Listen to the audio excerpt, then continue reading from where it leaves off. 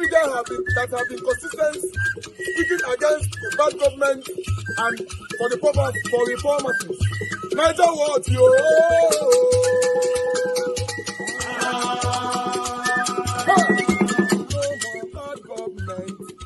No more bad government. Niger what? No more bad government. Niger what? No more bad government. The only media that have been speaking. No more bad government. The voice of the voiceless. No more bad government. No more bad government.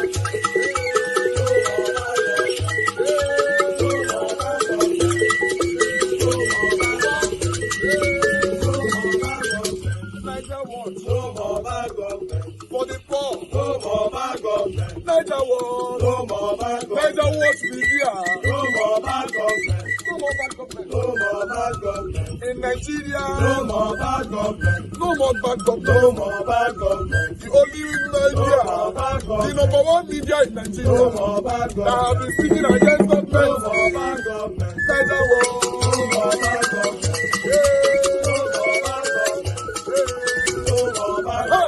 Niger what you? The voice of the voiceless. The voice of the voiceless.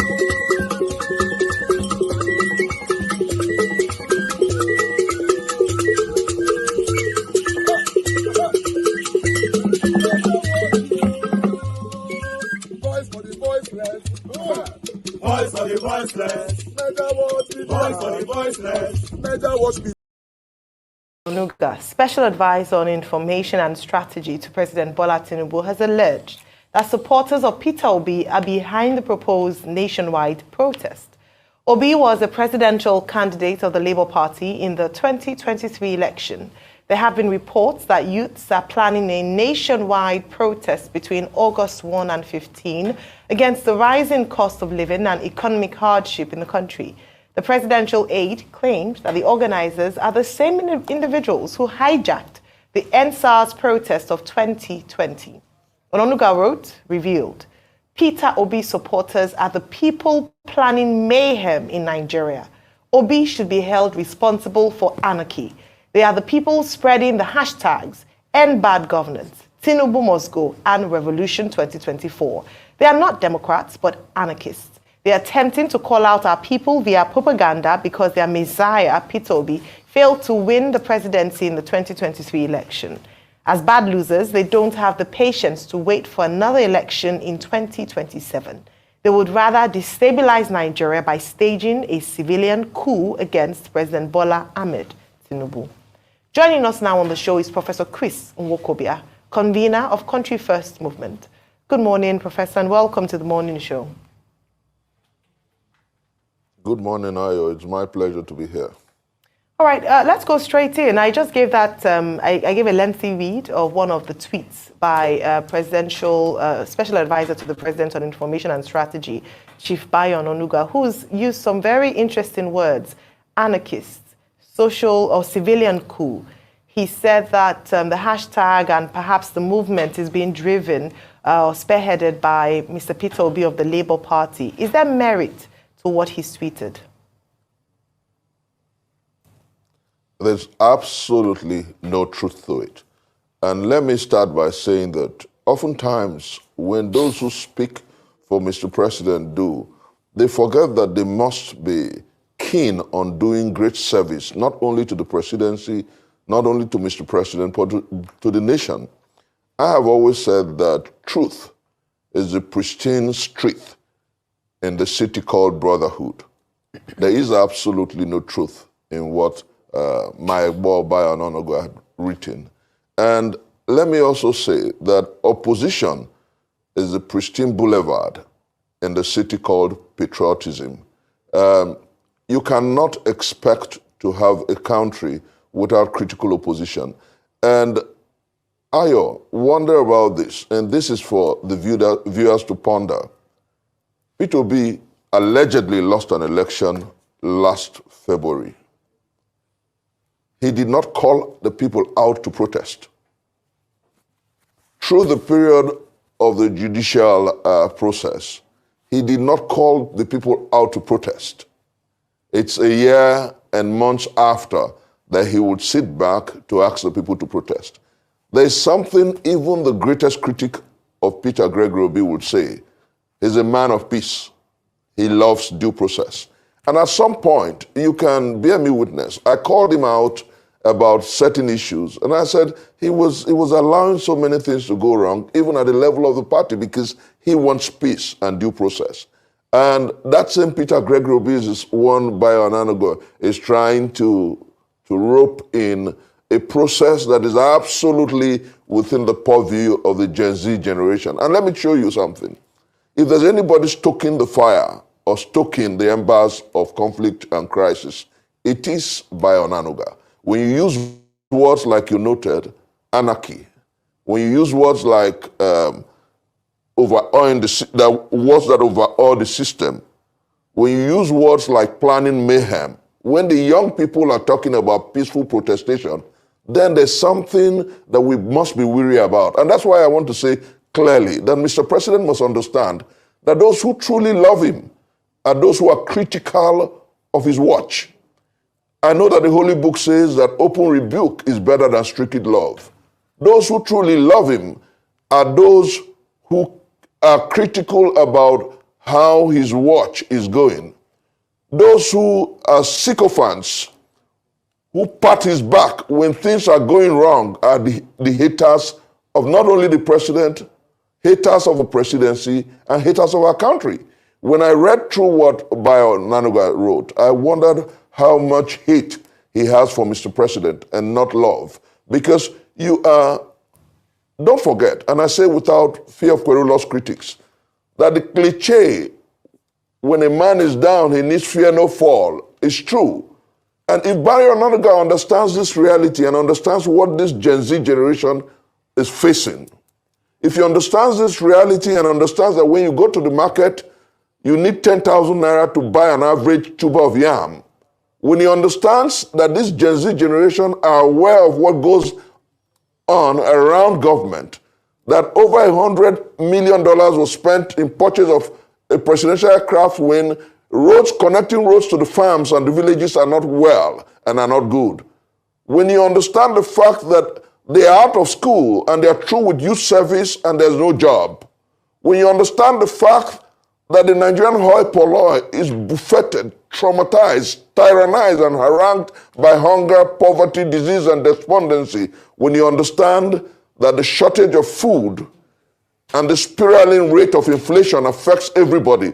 When you understand that hunger, disease, and despondency is beyond ethnicity. When you understand that the challenge facing the Nigerian people is beyond partisanship, he would write nicely and seek to create a better environment for negotiation and perhaps dialogue with those who are aggrieved. You have also inferred in that your open letter that it doesn't look like you believe in those people around the president. You have inferred in your letter that perhaps they are not telling the president the truth and they are not advising him well. Are you saying that the president does not have competent hands in his cabinet to deal with the economic situation in the country? What exactly are you saying in straight terms? I am someone who believes in star-studded cabinets. If you ask me today, President Ibrahim Babangida, minus the June 12 annulment, he had one of the best cabinets in Nigeria, and he tried his best. Obasanjo, Baba, also tried his best to assemble the best. Today, and God is my witness, today, if you ask me to name 10 ministers in Tinubu's cabinet and to tell you what they did or did not do before they were appointed, I will struggle. That is the truth. And ask an average person, and I don't consider myself average not to. Look, what we have today is that someone transferred the Lagos template to Abuja, and that's why we're failing. Nigeria parades some of the greatest human beings on planet Earth. I've traveled a bit. There is nowhere up to Australia that I did not meet Nigerians doing great things. Where are those people? In today's Nigeria, is either you are the son of, the daughter of. Nigeria cannot continue to operate on the basis of, oh, compensation. I must compensate my friend. I must compensate my former schoolmate. No. Nigeria right now is playing World Cup and you are picking weak players. No, we can't do that. And that's why I wrote that letter. A lot of the people around there now, their lives totally depend on Tinubu. They cannot tell him the truth. I know what a lot of them say behind when they see us, that, we can't talk, if we talk, that is the truth. And I'm one of the people he knows. Right from when we were in exile, when he was governor for 8 years, I would tell him, I would write letters. And I'm a letter writer anyway. I write letters all the time. I wrote to President Obasanjo, I wrote to Buhari, I wrote all of them, Jonathan. And that is why I'm also writing to a man that I know we've come way back. If he's watching, he knows that I always tell him. Chief, Chief Mamadou, you have proffered some solutions just before when you're premising your stance about what this government is doing. And for me, the conversation is not about political party right now. It's about our nation, because we are in some kind of doldrum. And either we like it or not, we need a way forward. If there is one thing that this president needs to do right now to really get this nation working, because we are the giant of Africa, we cannot be behaving like dwarfs and behaving as though we do not have the capacity in our potential as a people.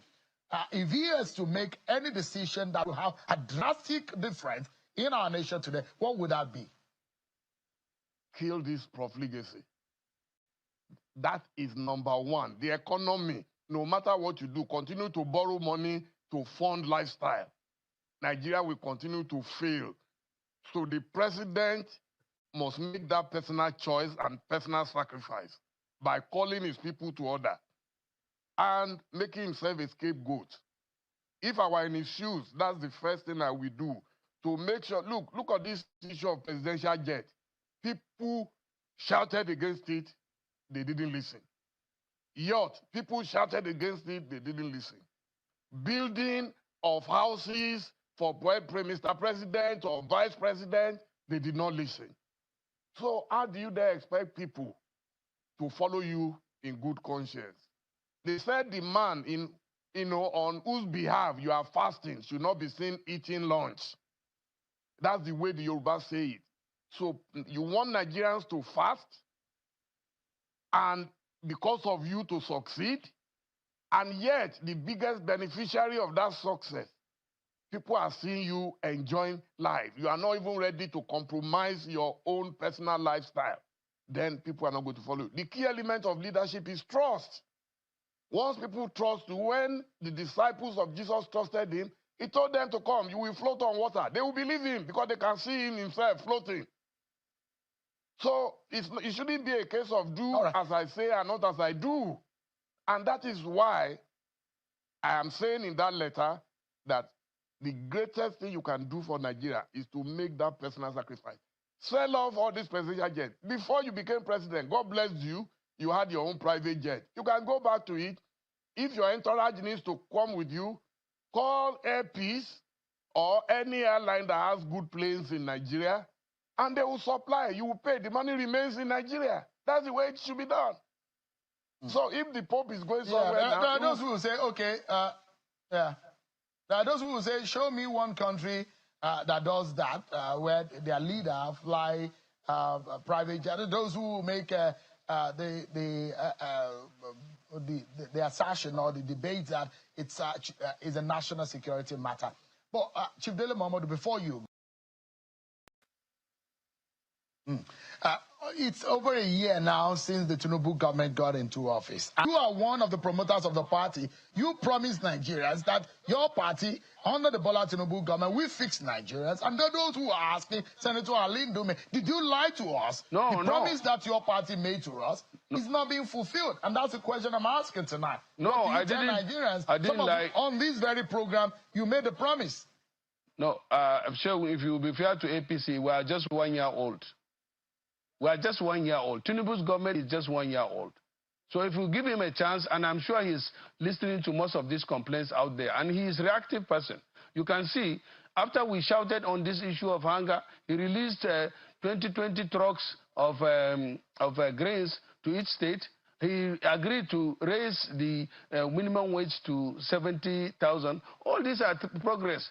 But because of the severity of the problem we're in, and because of people like you still say that nothing has been done. If somebody can achieve even these few things in 1 year, everybody was shouting that the fuel subsidy should go. And that was what triggered this problem. So it's not a single decision. Most Nigerians were asking for it.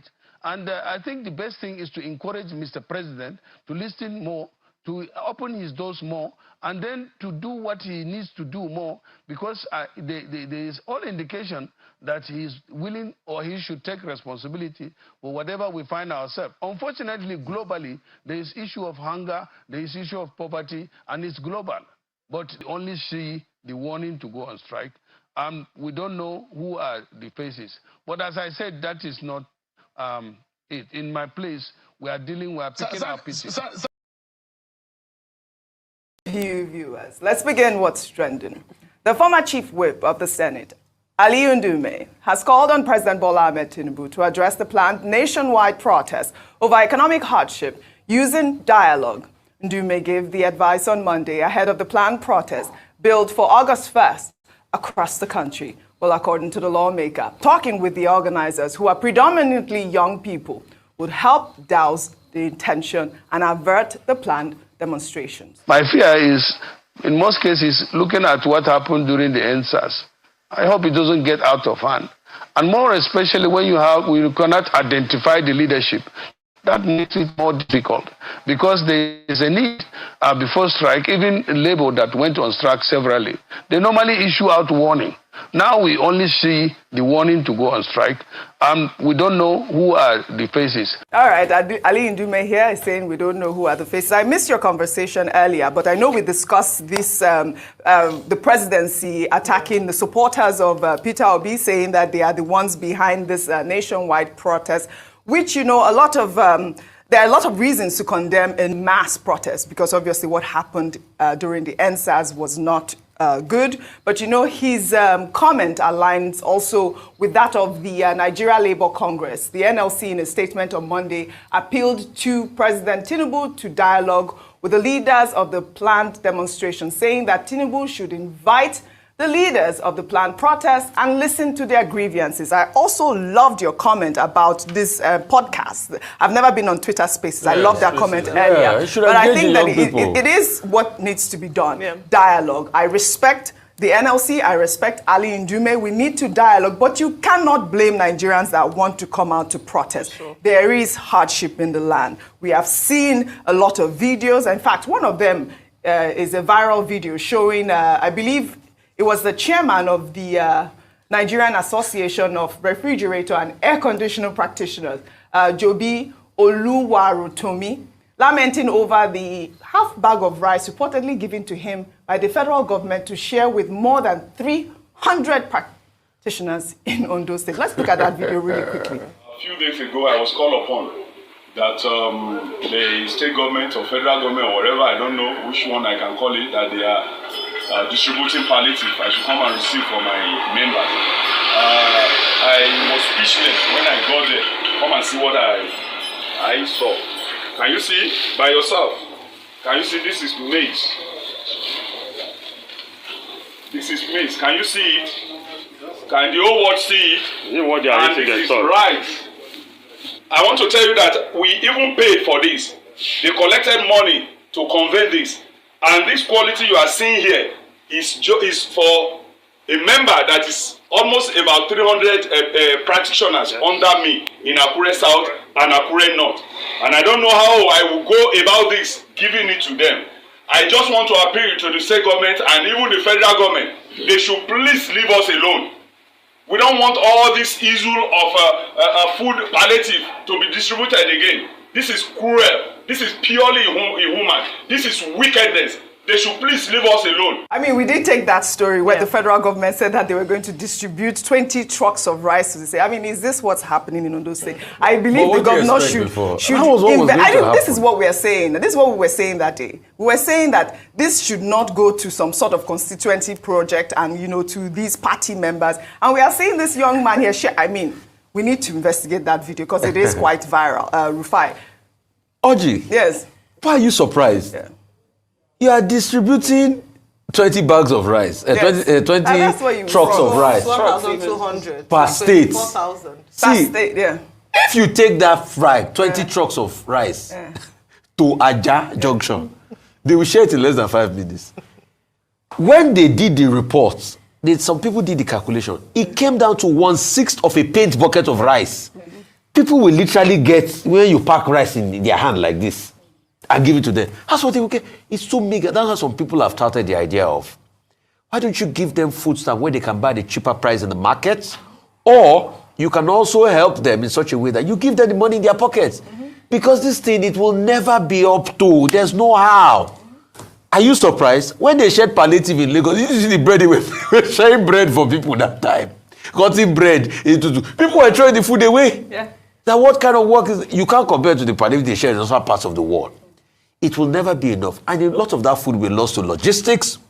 It will be lost to carry. You heard what he said. They even paid for money to carry the trucks and things like that. So I think a conditional cash transfer, they have everybody's bank details. Alerts, Nigerians like alerts. Even if it's 33K or 44K, bang, bang, in people's account, it will go a long way. You know, with that money, they can go and use to buy mama put, buy small food in the market and, even if it's a meal a day. Yeah. I mean, but it's never going to be enough. Yeah, right. We're seeing interventions, though. We are seeing that the federal government is making strides to help alleviate this sort of poverty that we're experiencing. In the meantime, the federal government has released 438 billion naira to 34 states and the Federal Capital Territory for the Nigeria Community Action for Resilience and Economic Stimulus Program, NG Cares.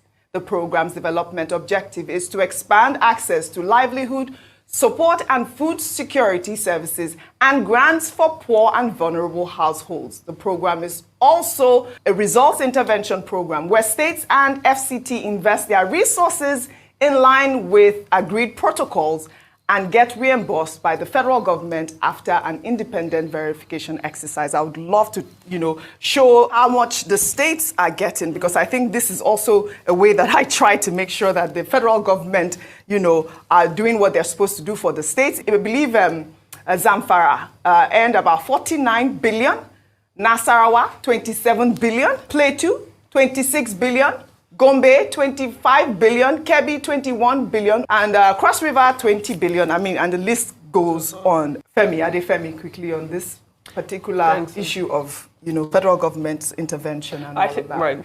To some extent, I think it should be welcomed and should be applauded, because if we're talking about interventions, if you're talking about not wanting people to take to the streets and protest next month, which is just a week away, then there has to be a viable alternative there. So I do think it should be applauded, but I do think that this is now time, it is high time for Nigeria to create a feasible welfare state. It is more than us saying and identifying that there is poverty in the land, there's a cost of living crisis, it's more than palliatives, it's more than this disbursement of money. It has to be a strategic and long-term attachment towards making sure that people's financial needs are met. So I do agree with you. Some form of a welfare payment, whether it's weekly or monthly, will go a long way in addressing this type of problem. We see that in developing countries as well. Yes, we have it in America. It's Brazil, called food stamps. Even in social security. In the UK, exactly. You get vouchers and the like. So NG Cares is actually it's a World Bank supported intervention and it is the credit portfolio. Yes, and it's the loan that's come after COVID-19. So the excess of it, and it's it. And that's why I asked the question earlier as to, we should also ask states questions, because truthfully, as part of interventions, the federal government has released some funds to the state governments to be able to meet the needs of the people. Even though I'm still of the opinion that it should still be trickled down to the local governments, because they're the ones who are closest in touch with the people.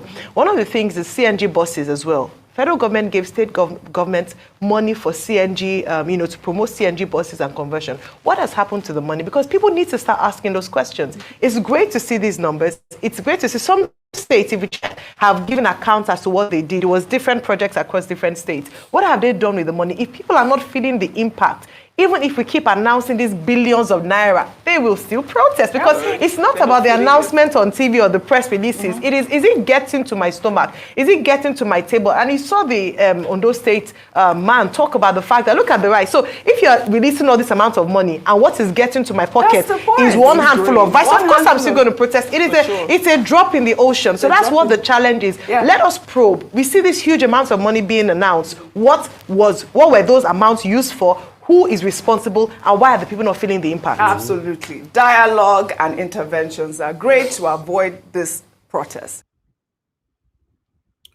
All right.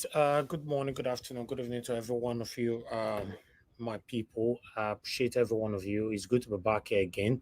Thank you very much for your time with us. Today is Tuesday, 23rd of July, 2024. We are still here talking about the things that's affecting you and I, or rather, deliberating on the state of the nation. I appreciate you all, my people, as you're just joining us right now. Please do your part by pressing on the like button. Help us to share. Let our voices go far. We are here every day, continuing from where we stopped the previous day. As you know, as we speak, we still don't have any good thing or good news to talk about when it comes to our country. I'm keeping my fingers crossed or being hopeful that somehow, someday, we will come on air like this for straight 1 week or 2 weeks and be celebrating the good things about our country. But when? I don't know. Thank you very much, my people. I appreciate every one of you. Mother of all, Mommy Diaspora, good evening to you, Mommy. Thank you very much for all you do. I appreciate you always. Thank you very much, everyone right there. Abu Azi, thank you, sir, for all you do. I appreciate you always. Thank you very much, Monia Ferreira. Good evening to you, sir. I appreciate you. Madam Obi Ashoko, good evening to you, Matt. I appreciate you, Ajio, Deborah. Thank you very much, Maurice. Thank you, Kingsley Ogeraki. Thank you, BTV Nigeria. I can see right there as well. John, thank you. I appreciate every one of you. Alex, Idean, Botan, it's good to hear from you. It's been a while. Thanks for joining us today. Didier Anthony, thank you very much. Good evening, my wonderful people. Peggy Modi, thank you very much. I appreciate you all, my people. Yes, I want us to move on right now because I have a couple of articles to present so that we can take it from here. Guys, do your part by pressing on the like button. It's very, very important. Sometimes we talk about this like button all the time. Some people is not even taking it as a normal monologue or a normal chorus that we say every day. You know, we are saying it for a purpose. We are saying it for real, for realism. We are not just saying it because we just want to talk. Always, immediately you come in like this, always press on the like button so that our voices can go far. All right, my articles is not much today, so don't worry. I only have 3 articles so that we can start talking. But before that, I'm going to post out a link down for those of you that want to join the panel today. Please click on it and join us here. As you can see, the title, the only title that we brought out is Peter Obi, sue Onanuga for 5 billion naira and gave him 72 hours to apologize. We are waiting. Will these kind of people apologize to Peter Obi? That's what I don't know. And apart from that, if you are suing Anoga, these are the people that is in power right now. Which court or judgment or judge that will judge this for Peter Obi to win the case? I don't know. Is it the same judge, the same court, or whatever? I don't know. So there are so many questions that we need to ask ourselves, but Peter Obi have done the right thing because in a normal working country, this is the best step to take rather than coming on air to start insulting each other's. This is a professional approach, but will our judiciary allow this to work? Is a question that I'm asking. So I'd like us to quickly take this one right here, show you the suit. Let me put it on the screen. As you can see right there, there you go. Yes. So that is Peter Obi's lawyer and Chambers, all of them there, that sued Onanuga, the stubborn Bayo Onanuga. I'll put it like that because Onanuga, Reno Mokri, and what's the other one's name? Buala. As a lot, man, the love of God is my strength. They call him Buala. These guys cannot just do without not talking about Peter Obi all the time. So that's all the documents right there, but I'm not going to read it because it's going to take forever. But Peter Obi, they talk about it's not just this repeated attack on Peter Obi. You cannot continue like this. So you are sued for 5 billion, Naira. But my question is, will this result to the purpose of this approach? It's a question I'm only asking because I know my country, Nigeria. Like I said before, the day Nigeria will start working how it's supposed to work, or the day Nigeria will start working how other working countries working, then I'll be very happy, because that's why I'm here. I'm not a biased person. I just want Nigeria to work. I want Nigeria to be better. I want my country to work in my own time. I'm not here to see Nigeria destroy. But unfortunately, this suit, anyway, I don't want to put words in your mouth. For those of you that will have something to say later on, but let's see how it goes. But this is the best approach. Rather than Peter will be coming on air to say, oh, you cost me, I cost you. You cost me, I cost you. So I'm not a fan of that. But meanwhile, you guys remember the reason why Peter will be so Anoga. I would like to quickly recapitulate on this video. Development.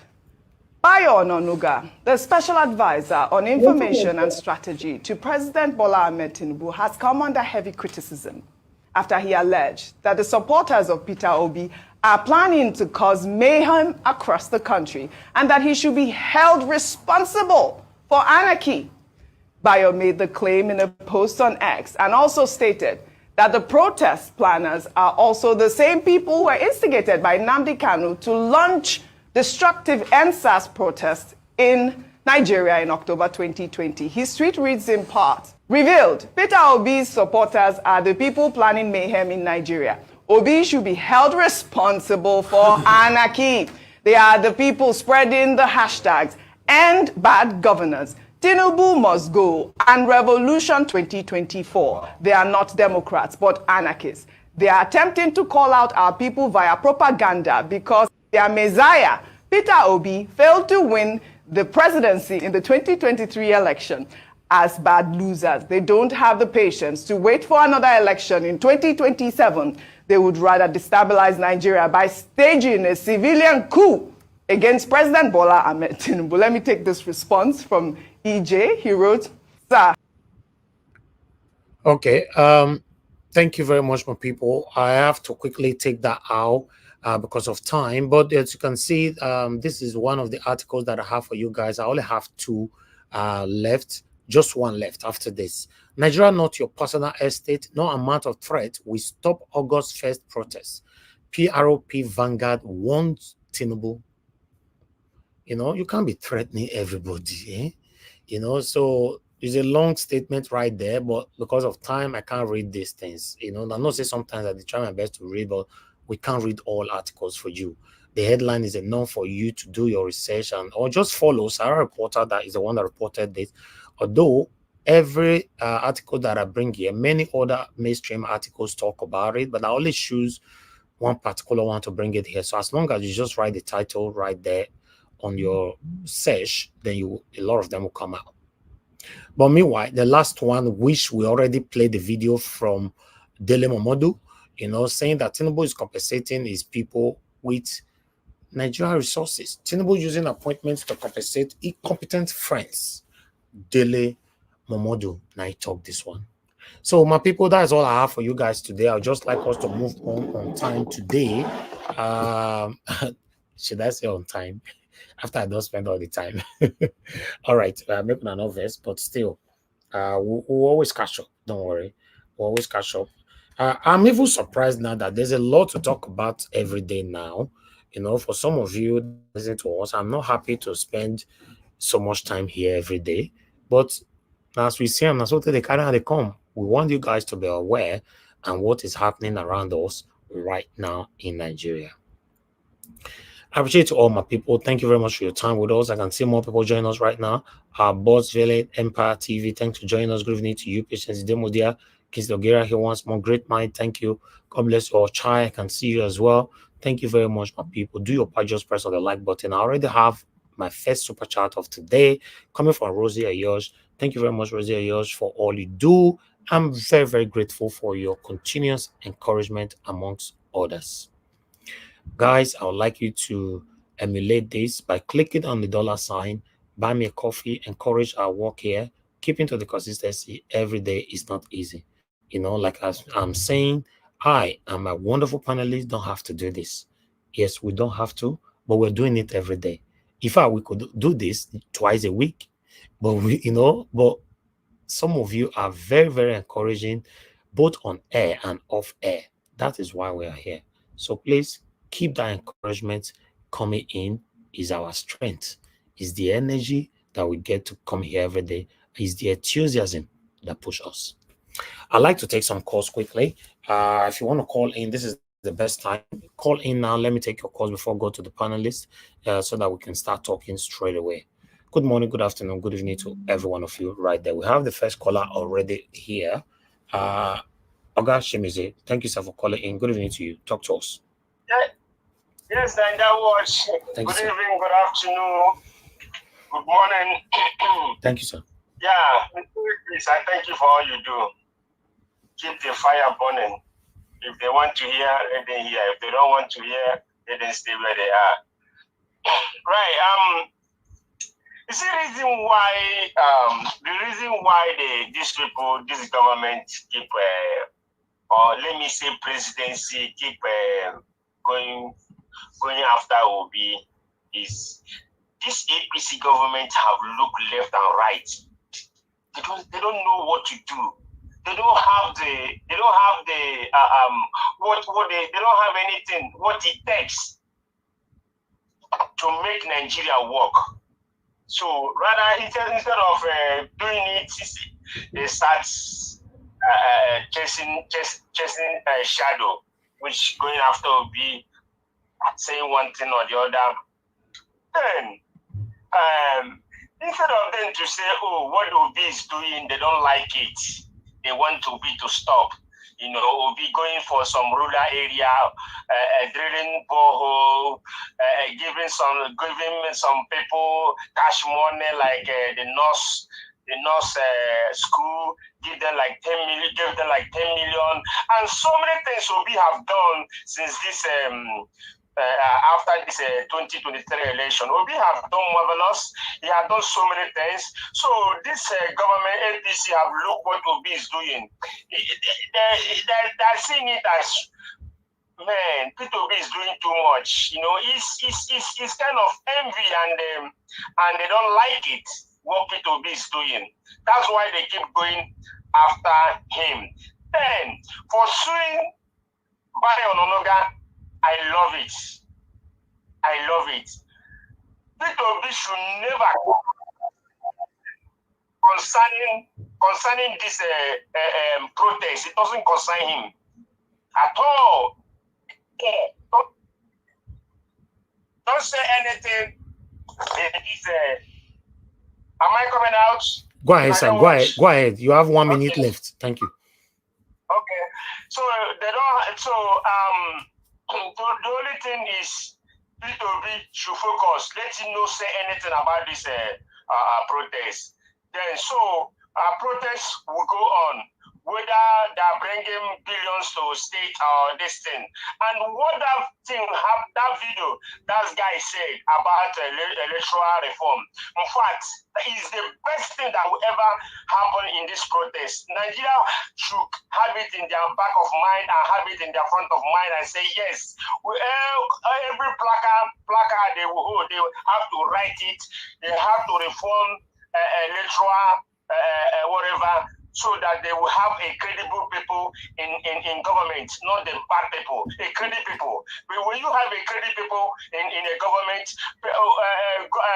country will move forward. But when you have a bad people, you have that country to backward. So Nigeria, this time around, trying to get it right. Sometimes when we talk something we all do here, especially diasporas, you know, we are sympathized with Nigeria in Nigeria. We sympathize with them. But when you look at what happened in 2023, nobody is supposed to tell you the election was rigged. Let us go and protest. You know, sometimes I say, in fact, we have that good heart to sympathize with them. So this hunger that's going around, if you protest that earlier on, this hunger and this bad governance will be around now.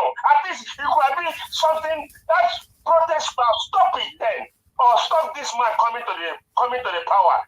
So Nigerians, you know right thing to do. So you have everything. Have your things in your hand.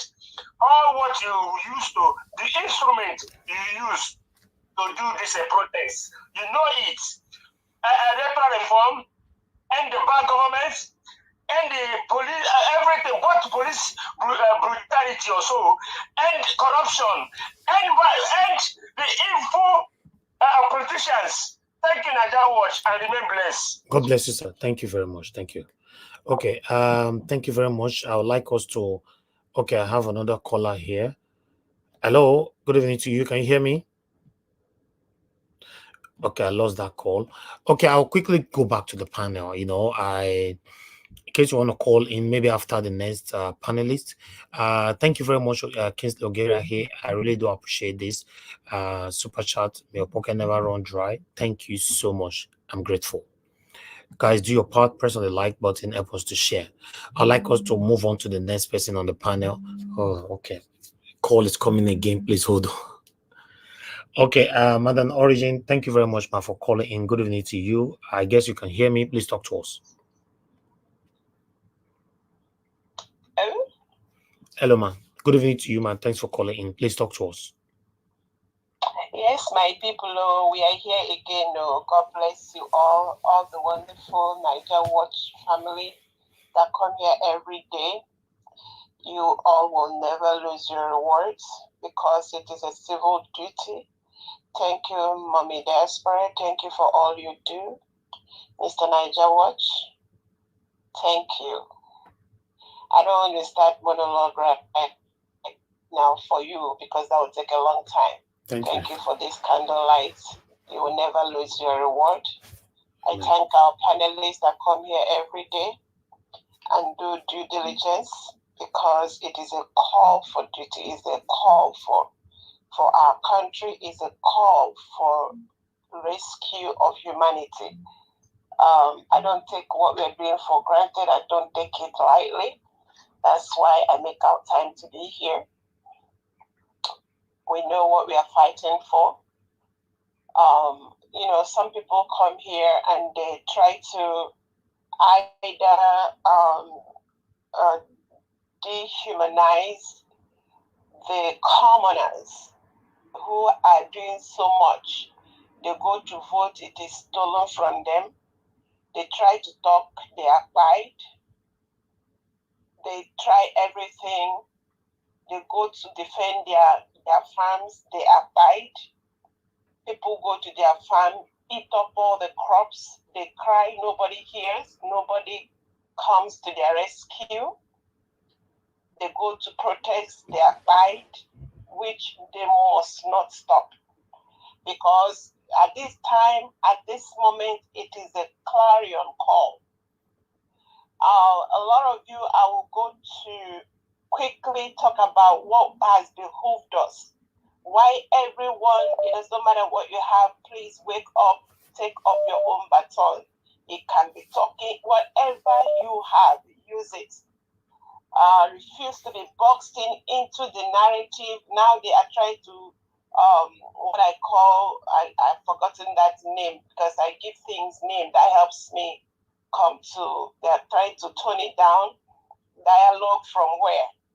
Dialogue since 19 Kurudu, no calendar, no date. The same issue is what we are dealing with.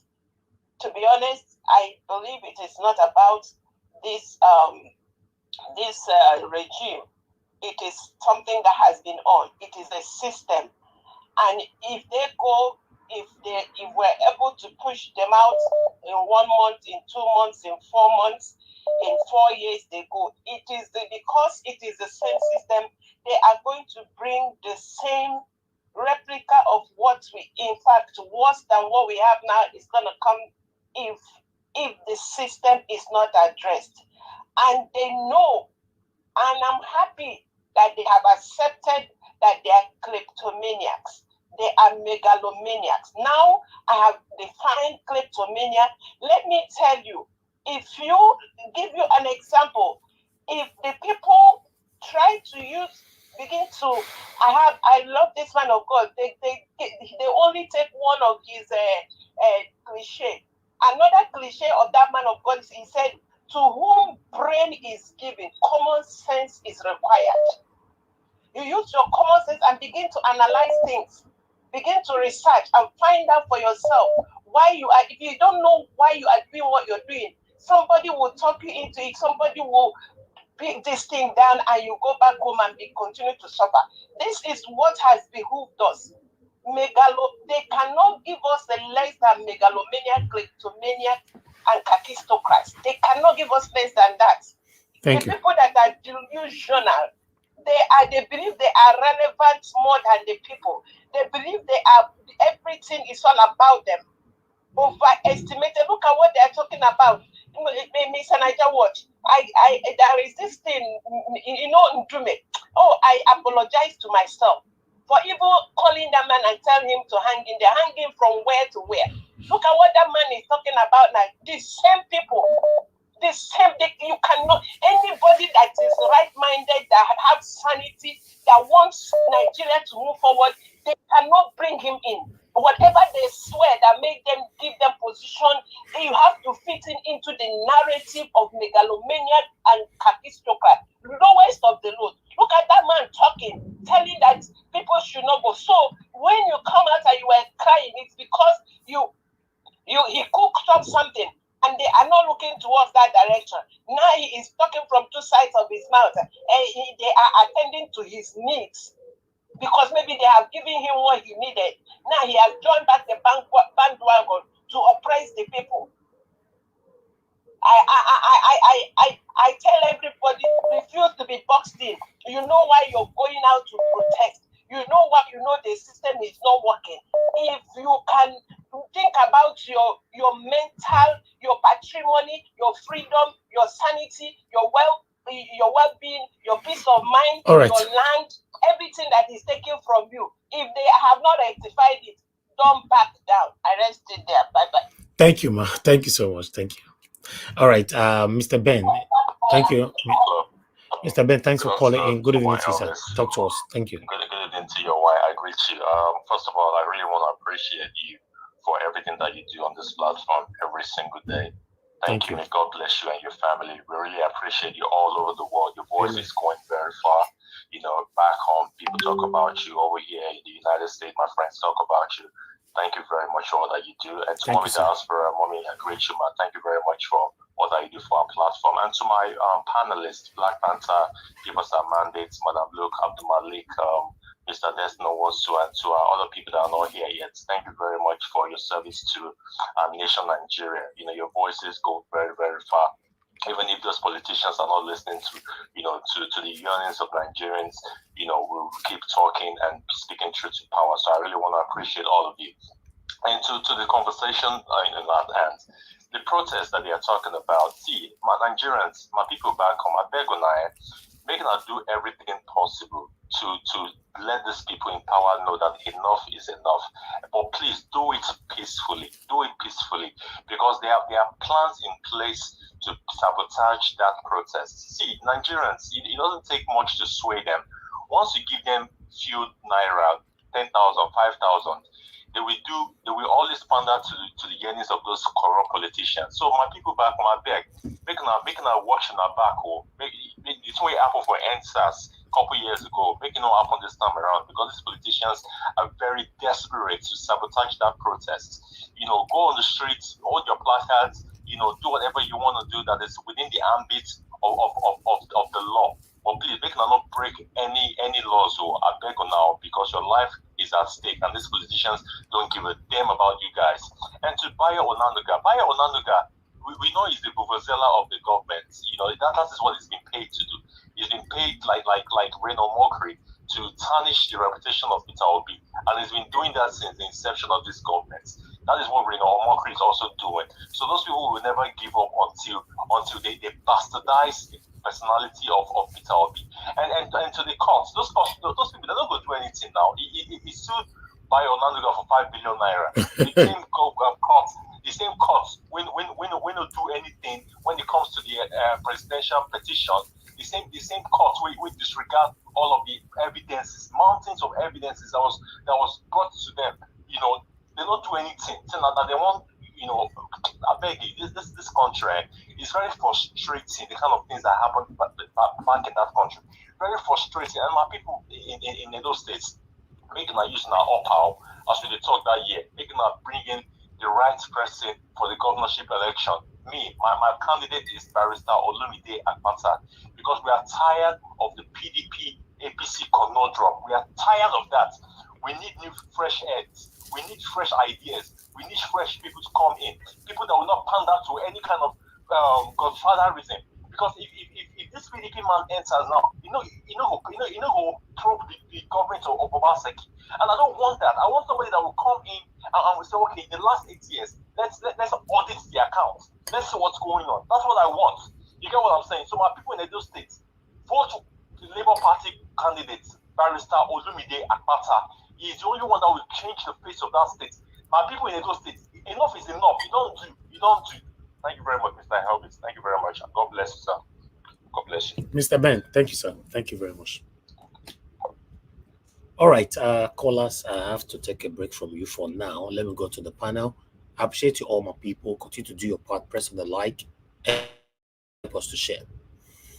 Give us a mandate. You're the first on the panel. If you're there, please talk to us. Good evening to you. Because a mandate is never there. Never ever. Okay. Black Panther, please, I'd like you to talk to us. Good evening to you, my brother. Thank you, Naija Watch. Thank you. I want to thank everybody. Mama in diaspora, God bless you. Thank you for being a mother to us. A blessed mother. Not just only a mother, but a blessed mother. I want to thank all the viewers all around the world, wherever you are. Please, I beg you, in the name of God, tell your people out there to sit down with you so that we all can judge you together. And those of you on the comment section, thumbs up to every one of you. You guys are doing a great job.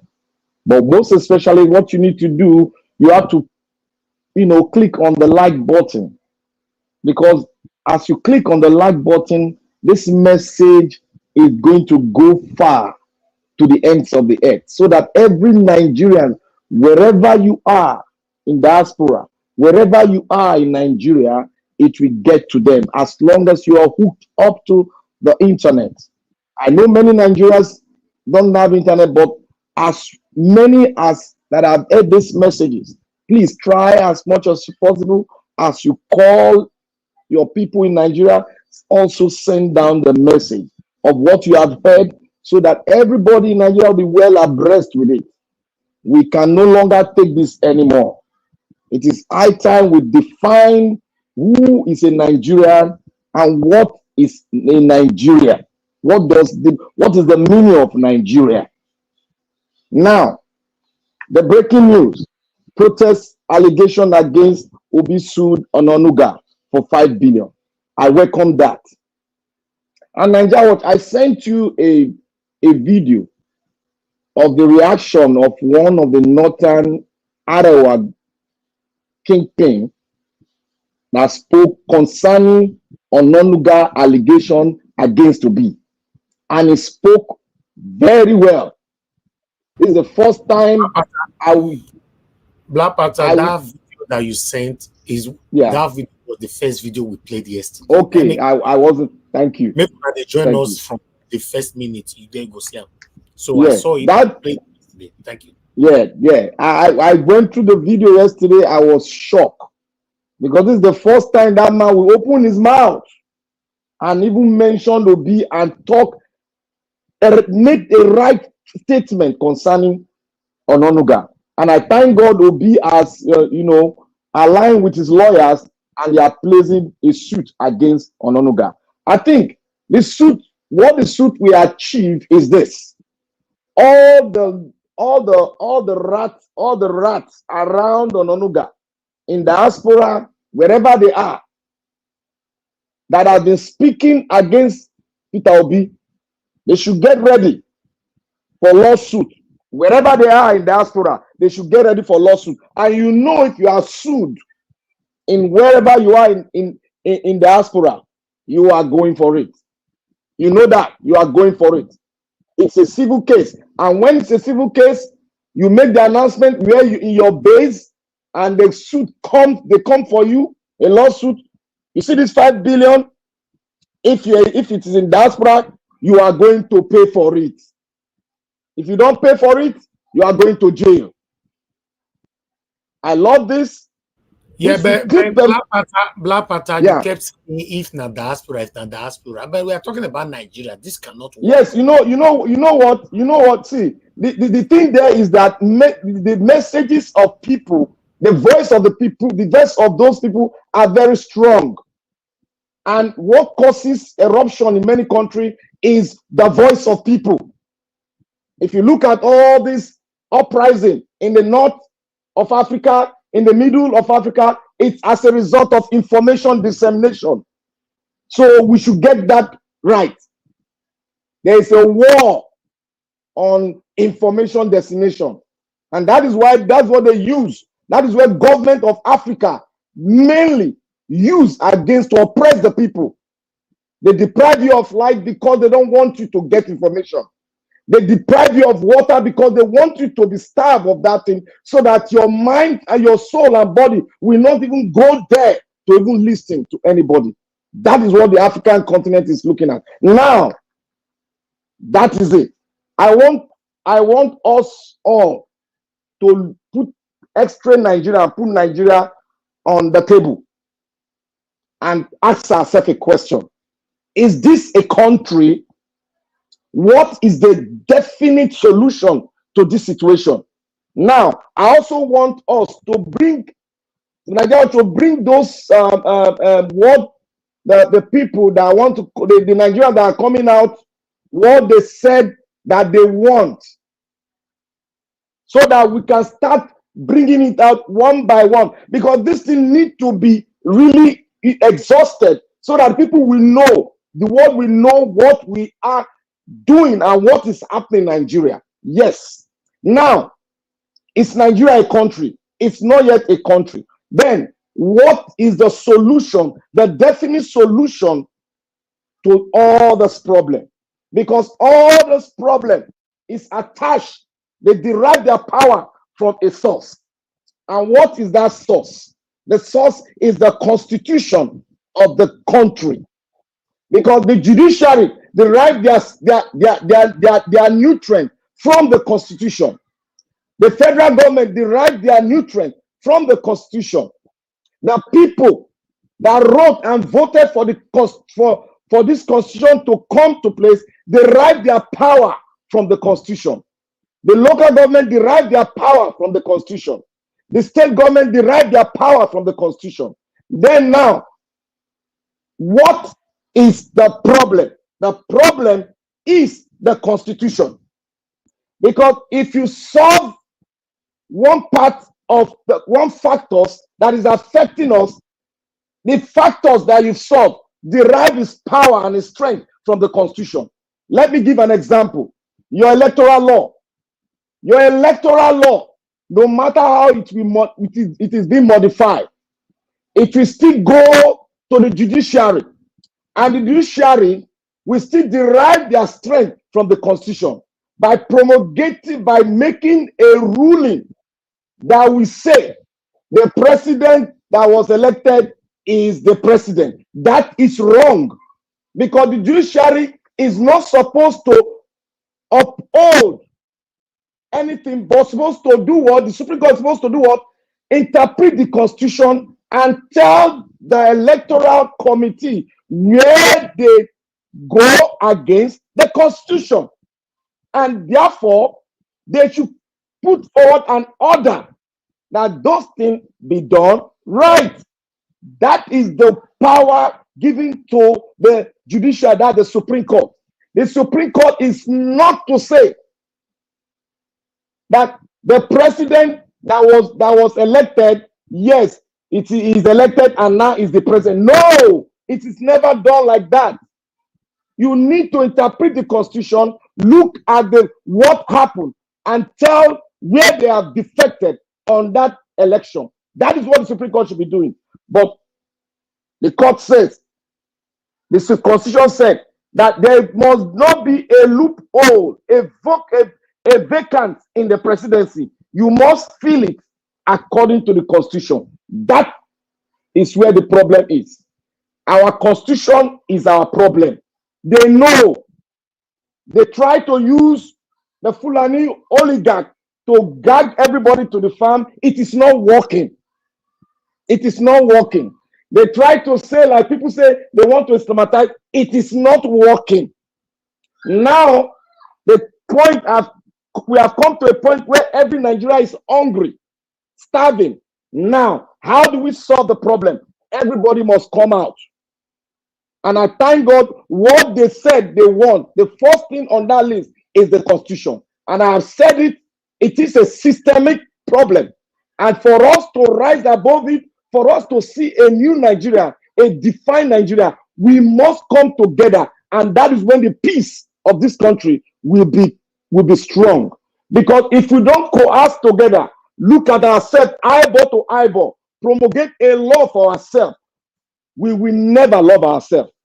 We will never try to reduce the tribal sentiment among ourselves until we sit down.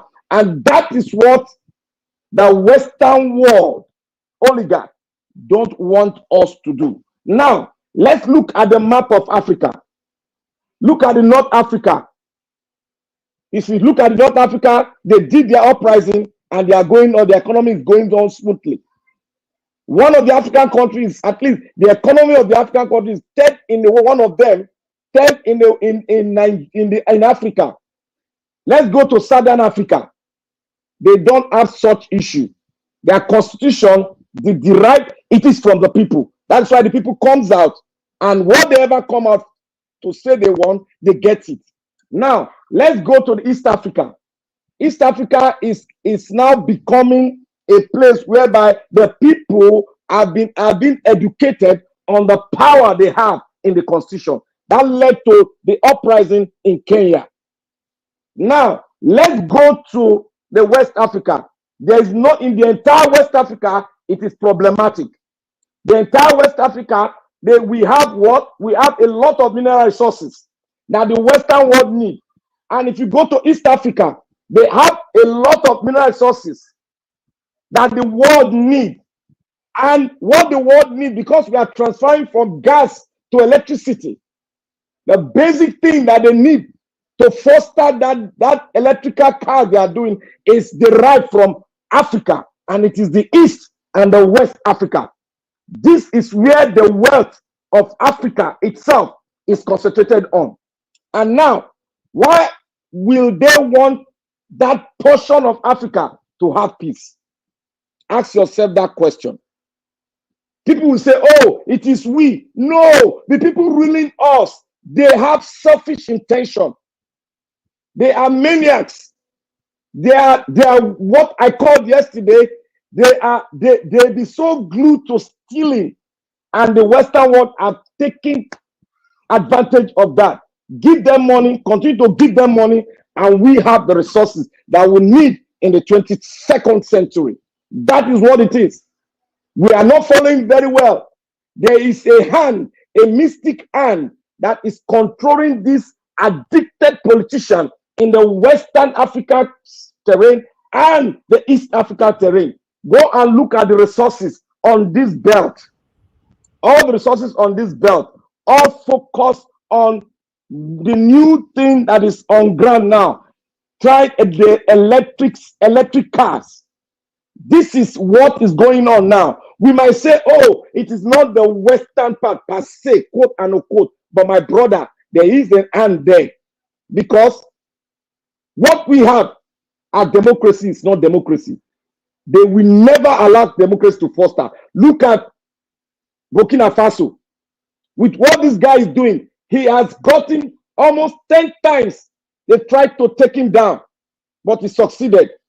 Now he's making sure that they have light. He's making sure that they go back to the farm and it's making sure that the ministries, everything is working. And it's also making sure that governance is no longer attractive to all these political job seekers. You come to do what? To serve the people. And the people benefit more than you that is serving the people. Because it's supposed to be a selfless service. If you believe in the union of your country, that is what we need to look into. We need to diversify into the problem of Nigeria. We need to be free. We need to free our mind. You know, whatever political club you belong to, please let us look at Nigeria and talk on the solution. The solution. Let's support our brothers and sisters in Nigeria in whatever way, so that they go well abreast, so that they will come out to fight this fight. And we can support in any way to fight this fight. But I still have a red flag. But that red flag is reducing. And it is moving up to 45% now. But as long as we go on, information will start reaching us, and we'll be able to be well assured that the stuff will take place and it will be successful. Let's keep on listening. Let's keep on disseminating information. But let's put Nigeria on a round table and be sincere to talk on the solution. Be sincere and let us dig into that constitutional issue. Thank you, Nigeria Watch. Okay, my brother. Thank you so much. Thank you for your submission. All I can say to add to your submission is that I agree with you 100%, but unfortunately, most of the things that you talk about cannot work in Nigeria. You are only being hopeful to see it work in our country. But at the moment, it can't work. For example, starting with what Taobi just did. For me, I support this because in a working country, this is supposed to work. But trust me, Anoga will pay Taobi 5 billion. How? Where? Who want pass that judgment? If they even pass on, then we appeal it. Appeal. The whole thing will scatter. So for me, or Onanuga to apologize to Peter Obi in 72 hours. The 72 hours, me and you don't start to the counter anyway. This suit was passed around 3:30 this afternoon. So by 3:30 tomorrow will be 24 hours. So let's start counting by ourselves to 72 hours and see if Bayo Onanuga will apologize to Peter Obi. Let's start it from there. Let's leave the 5 billion out of it for now, which I know is impossible for Onanuga to pay Peter Obi 5 billion. But let's look at the apology. Nigeria Watch. Sorry to cut you short. You know, this is a civil case, and the case is quite clear. Onanuga is going to lose the case in court. That is one thing. But the money, I am not ganging on that money at all. He's going to, he's going to lose it. It's a civil case now. So if he lose them, what will not happen? If he lose them, that will deter people to focus on Obi. We want them to not to be focused on Obi and try to drag him into the mud. That is what we are trying to prevent, not the money. Hold on. You are not getting this thing. If Bayo Onanuga lose this case in court, so what is the benefit we are going to get from there, or Peter Obi is going to get from there? Should I say the benefit? The benefit now is, one, they will detach Peter Obi from IPOB. They will detach Peter Obi from, Peter Obi is sponsoring people to riot and bring down their government. Okay. So if you now make Peter Obi stand on... You are going a long distance. You are telling me now that if Onanuga loses this case, that will stop Bayo Onanuga from continuing criticizing Peter Obi? Yes. There will be a court ruling. It will stop him from... No, it's going to be possible. It's going to be possible. For Nigeria? Yes. Now court ruling now. Now, me and you. Which one be court ruling? Not the same court ruling put in the book as president. See, Mr. Nigeria Watch, Moku know the two idea they say, if na election, they manipulate them, we lose plainly. Now, this is a civil case. It's not going to jail or not. If you make mention of Peter Obi and attach him to what is not, court have a right to pull you out. If they will be scared to make such statements. You are telling me, hold on, that between you and I are just a common citizen of Federal Republic of Nigeria, if we have a civil case in courts and court works, for example, in my favor, does it mean that court will not force you to apologize, even though the price, whatever price, attached to the suit case can be negotiated? But are you telling me the apology will not be done? They will force you to do it. The apology. Bayo Onanuga to you must apologize to Peter Obi. No. No, the apology is not, court will not say apologize. No. The court will rule according to the case brought forward. And Onanuga will be deterred from attaching or mentioning Peter Obi against all those factors that he has brought forward. Listen, what I'm telling you now is that the day court will pass that judgment, let's assume they pass it in the morning. In the evening, Bayo Onanuga will do worse and nothing will happen. We know nothing, we know say nothing will happen now, but this will deter other factors. You know those boys where they talk around for. Court will pass judgment at 9 a.m. in the morning. 11 a.m. Bayo Onanuga will lambast at Peter Obi. Nothing will happen. More reach there will cross the bridge. Yeah, thank you very much. Let's move on. Give us a man. You don't come for travel where you go. I quickly travel go tell them let them help me cook stash and black soup for you. Will they charge you now 1,200 naira for your absence? Don't worry. Okay, no worries. And may the civil case start from me and you. You come and you say no. Now me and you body that they get power, brother. You go walk. Oh, if now me and you go, you walk. But if you come to this satanic elite, you know the walk. My brother, Nigeria matter, Nigeria matter be like green gori, those days, those green. Well, greetings to you, Mr. Elvis. Thank you so much for all that you do. Thank you so much. God bless you and your family. God keep you. Continue to remain strong in Jesus' name. Thank you so much. Greetings to Mommy Diaspora, the panelists, everyone. Greetings to you. Panelists, I greet you all. Comment section greeting, Mr. Abuazi, Madam Mary Finest. Madam Patricia, it's been some days now. I've not seen Madam Patricia, even on the comment section. Mr. Elvis, is everything okay with her? No, I've not seen her. She's active on WhatsApp group, but she has not been on air. I don't know why. Maybe she's busy, but she's fine. Okay. Yes. Okay, thank you. Well, thanks to everyone for doing this. Well, on the issue of Peter Obi and Onanuga, one thing is, I said it here some days ago. I think it was on Sunday, right? That Peter Obi is not only in Nigeria. Peter Obi is not only an Igbo man. But I think, see, in the world, you have leaders and you have leaders. Now, you as an example,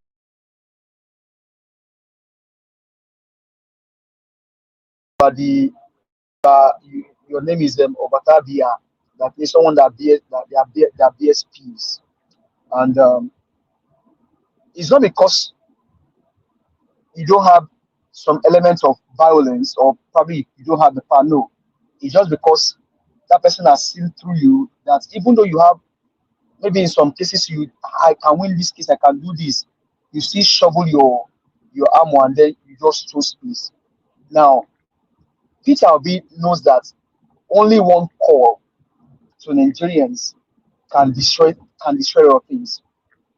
And I will continue to thank God for him and hope that we all learn from him. I mean, we learn from our parents, we learn from people around us, we able to learn from him, and that God continue to strengthen him to display that aroma of grace and gentleman nature. And listen, Nigerians, gentle in the sense that he's showing leadership, but that does not mean that he's a coward, or he doesn't have energy, or he doesn't have power. No, Peter Obi is a strong man.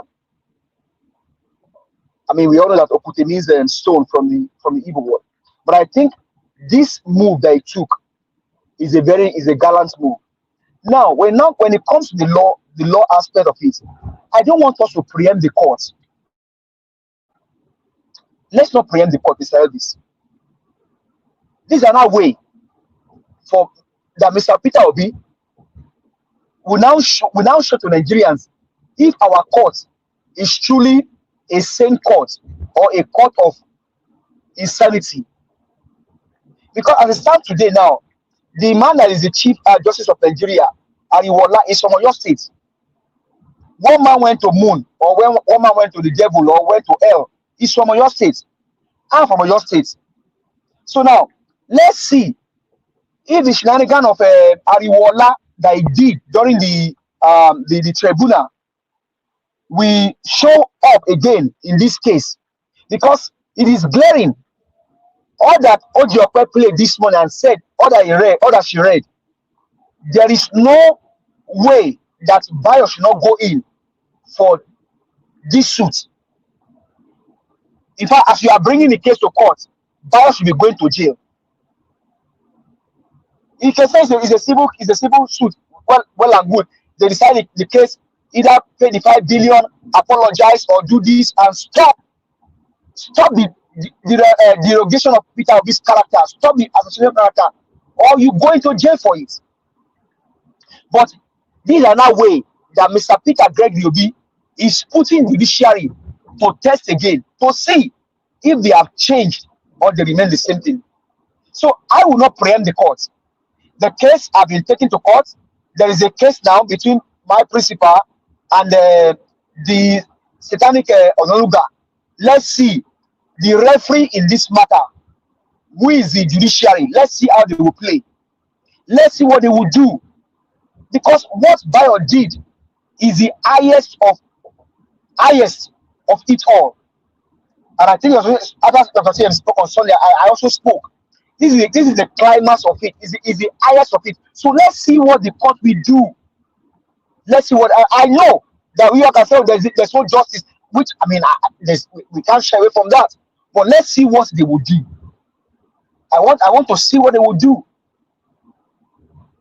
Now, on the issue of the protest, see, when I come here and speak about Tinubu, it's not because I don't hate him.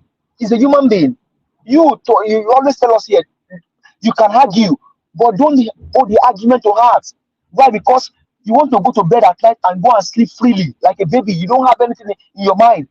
I don't hate Tinubu. I just hate his character. I hate his evil deeds. On X today, somebody comments about today outlined how this guy took the property of Lagos State and made them his own property. The Lagos house belongs to Lagos State on Bodilon. Where Tinubu lives in Bodilon, the house he said he owns in Bodilon, that house belongs to Lagos State. Lekki toll gate, as it stands today, Tinubu is the owner of that toll gate. Some you can say allegedly, some they are not allegedly. Ohando is owned by Tinubu. Ohando bought a jeep. Ohando could not buy a jeep before Tinubu became president. As soon as he became president, Ohando was able to buy a jeep. Remi Tinubu told Nigerians that they are blessed enough. They don't need to live on Nigerian money. Hey, the last time we checked, Remi Tinubu said she borrowed money from Shetima's wife. The last time we checked, Remi Tinubu is giving $100,000 or how much to a foreign country, while our people are suffering. These guys are kleptomania. In fact, kleptomania is an understatement. These guys are even evil. For me, their character, evil is an understatement. Because you cannot see a sane man. You are a leader. Your countrymen, men like you, women like you are suffering. And for all that you care, you don't even think about their well-being. You don't care for them. The last time when she went to do this garden behind in Aso Rock, we were talking here and we're asking questions. And some say, no, these guys they cannot change. Tinubu, Remi Tinubu, and their seed, they will never change. So now, you protested against Jonathan. So when Tinubu protested, he was on what ground? On what constitution? On what level of rule of law? But today now, you are able to go and pay people to do a counter protest. When if a man can go and, if a man can get fake bishop, Tinubu in the issue of Nigeria, Tinubu was the first person to desecrate what is called maybe a kind of religion by getting fake bishop. In fact, some of those guys, some of those bishops, after they did what they did, they went to pray in the mosque. And you think that this kind of person can change? Tinubu will never change. He does not have that energy to change. The only thing is Nigerians. Tinubu is only a character. He's only one man. He's not bigger than Nigeria. Tinubu is not bigger than Nigeria. If he can protest, every person has the right to protest. Tinubu was caught on camera calling Nigerians to protest during Jonathan. In fact, we have on record that he also called, if a pastor, imam, all of them came out. Now, the pastors that protested under Tinubu, where are you today? Where are you guys now? The GOs, the mommy GOs, the bishop, the archbishops, where are you guys today? Or the suffering under Tinubu is not worse than the one that was under Jonathan? The killings under Tinubu, is it not worse than the one under Jonathan? At least during Jonathan era, we didn't hear that they want to buy private jets. And the Senate president is telling that whether Nigerians buy or not, they're still going to buy the jets. No! In this 1 year Tinubu government, Nigerians have seen worse when you compare to Jonathan. So you pastors, you GOs, mommy GOs, daddy GOs, Reverend Father, Bishop, Sultan, Imam, where are you guys today? The only thing you cannot see that they are telling you that, oh, they will not protest. Hey, Nigerians, Yara Arewa, Muputa, protest is our right. Right, Dimune, Mui protest. Yorubas, Ejade, protest. Protest. Igbos, protest. Shekiri, protest. Ijo, protest. Kanuri, protest. Ibibio, protest. It is our right to protest. Is it the hunger or the killing? Now, when I spoke about Indume, you will say, why is this person talking about Indume like this? Now, Madam Origin. Now you are making a U-turn. I tell you, people, Indume is no different from them. So whether he's being removed as the chief whip of the house, hey, it does not concern me. Indume is part of the evil. So there's no sympathy. And the same way for Dangote, no sympathy for Dangote. Is Dangote, what, you are sympathizing for Dangote? Dangote bought a house. He has a house in Georgia. He has house all over the places. How many Nigerians have house in? Come on. And you are sympathizing for Dangote, saying that the refinery what refinery will supply oil in Nigeria? Don't we have our own refineries? We have Port Harcourt refinery. We have Kano refinery. All over the place we have refineries. They left our refineries and they gave money to Dangote to build a refinery from ground zero up. If that money given to Dangote was put into our refinery, we won't be where we are today. And in summary, Mr. Black Panther, I thank you for your analysis about Africa, the East Africa, the West Africa, Southern Africa, the South Africa. But sir, I will ask you, these men didn't put cold iron on the heads of these evil guys now to betray their own people. We have leaders. The duty of a leader is to protect the people. We are a sovereign state as it says today, whether you believe it or yes. So it is a duty of a sovereign leader to protect his people against internal crisis and also against external crisis. Now compare the character of Tinubu to the character of Joe Biden. Do you know, sir, that what happened in America today between Joe Biden and Kamala Harris has been prophesied some years ago by a sitting president? When a young girl asked him and said, when will a female become a president of America? And the man responded and said, maybe the president will die, will die, and the female president, the vice, who's the female, will take over. Now Biden is alive, showing what it means to be a true leader. Biden is alive, showing what it means to be a leader. I said, in the history of America, Biden has sacrificed more than any other leader that I know. Maybe him and Abraham Lincoln. Biden lost Joe Biden. He lost his son because of America. Biden will catch shade from Delaware to Washington DC. Now, a man that would have been a dictator, he was only a cop within few weeks to step aside, and he passed the torch. Didn't we call on Tinubu to pass the to lead to Tinubu is not supposed to be a president? No, Tinubu is not supposed to be a president. You ask me why? Now you are seeing the economy indices. You are seeing decision making. You are seeing the character. He cannot do it. He will not do it. This guy, it does not mean well for the country. I say for every problem they created, for every problem that we have in Nigeria, Peter Gregory Obi has the solution for it. He told us now, we are seeing the effect today. We are seeing the effect today. All of those things written in black and white. Peter, he reminded Bayo again that instead of you calling my name, why don't you face the issue of from conversion to production? Did Bayo answer? So for me, it's not about the Western world. It's about our leaders.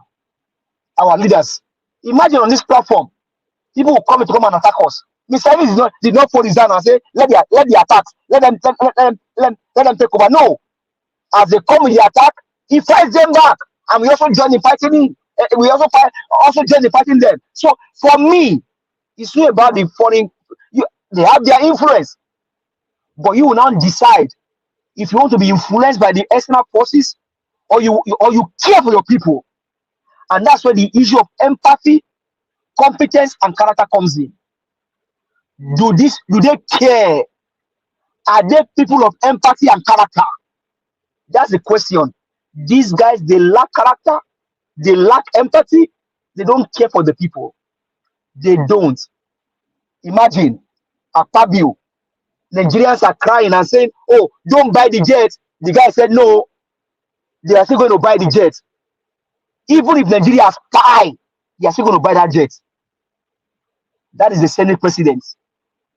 The man that he talks recklessly without any out of thinking. You ask yourself, is this somebody's father? But sometimes you just look at them. So for me, the issue for me is not the external forces. It is what the internal leaders are doing. What are the leaders that we elect? What are they doing? Nigerians, don't allow them to scare you. Come out. It's your right to protest. And also to Edo State, let's make the election of Mr. Barrister Olumide Akpata. Let's make the election of revolution against PDP and APC, against Oshomole, against Obaseki, against Oswe, against Apollo, and all of these evil men. Vote for Barrister Olumide Akpata. Is a man for the job in Edo State. Let us all rally around him and make Edo great again. Let's make Edo great again. Let's make Edo come back like the Benin man in the carry last, Edo man in the carry last. So let's not carry last. Let's not allow them. Arise, fight, take back your state, take back your community from the hands of these wicked men. I yield the mic.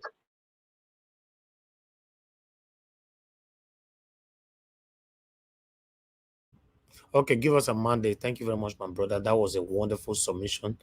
It was hard for me to hit on the bell because I wanted to hear more of it. Thank you.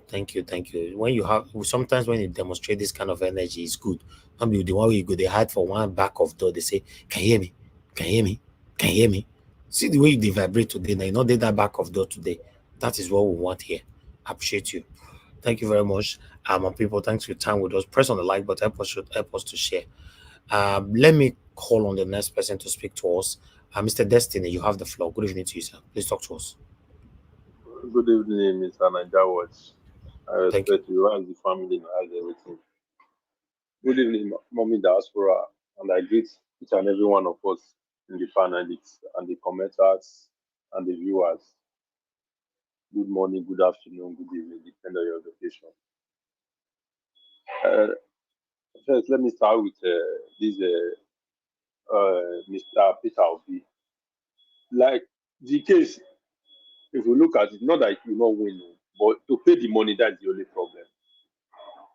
Because in Nigeria, they always win the case, but they don't pay the money.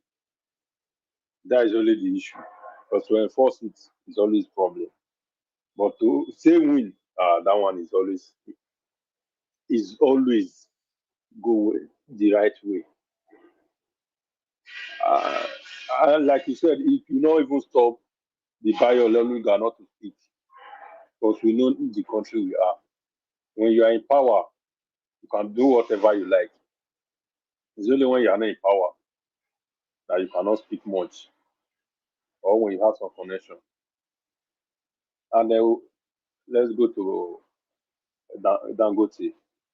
I said it the last time. I said people are crying because of Dangote. Dangote, even if you have give us a refinery, the fuel cannot come down.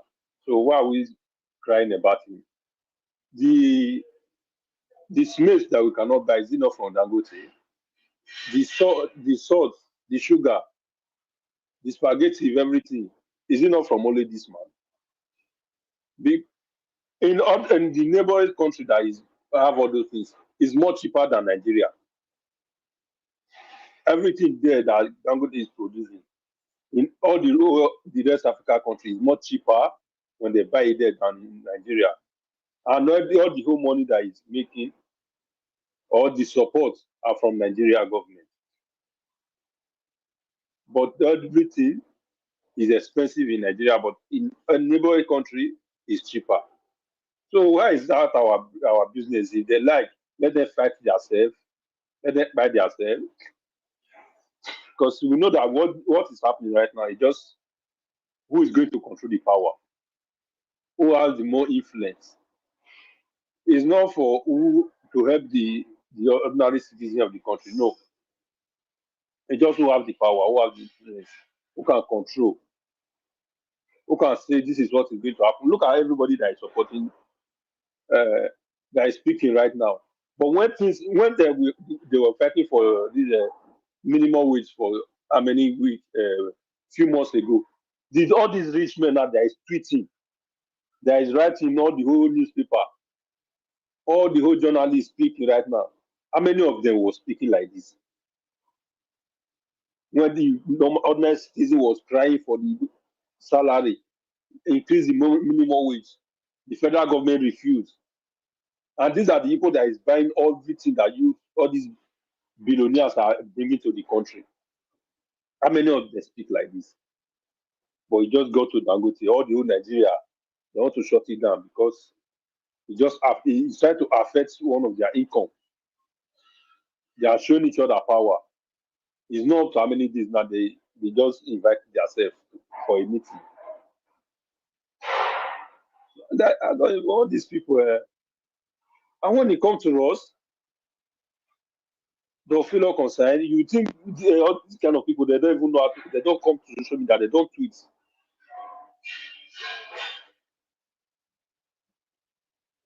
I don't understand this. But tomorrow is not, the worst part of it is that if everything is happening to them, is with the ordinary people said that even fight more. Yesterday I was listening to you when you played this guy, J-Love, supporting, complaining that I would do like people. I don't understand. Would you know that this man, everything that he's selling, Nigeria cannot buy it? Yeah, saying Nigerians are happy.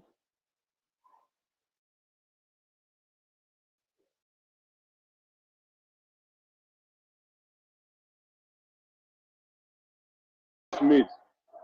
I hear the company saying that Nigeria people are happy. Okay, we should be doing what now? When all those people are just fighting for the power control. None of it's not even our business there. We don't know what they are fighting for. We want us to come and involve ourselves. Some people, all these oversabi, we they call ourselves, to the warriors for that country. Notice me. Maybe one opportunity will come. This man will just give me one thing or this. That's our problem. Just money. Many of us are not even fighting for integrity anymore. What we want is where is the money coming from? Let us know that we have the billions.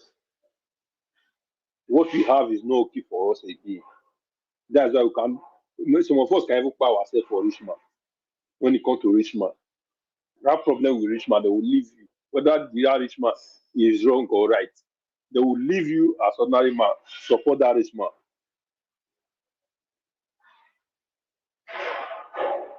Just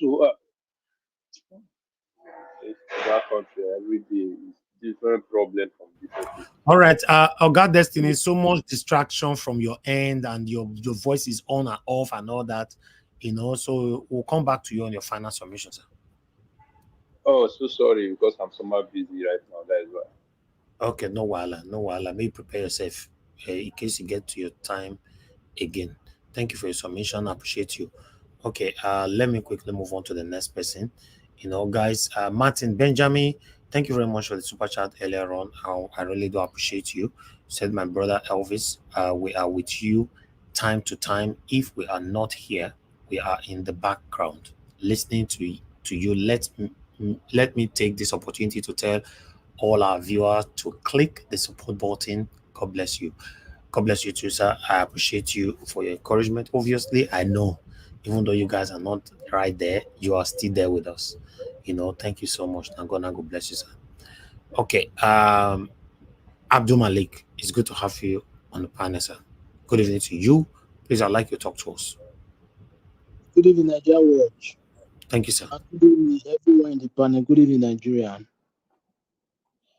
Peter Obisu, Bayo Onanuga. For me, Isu is good, but from my point of view, it would have sued into International Court of Justice, UN. Yes, because in Nigeria they don't have law. They don't have justice, understand? If they are sued them to international.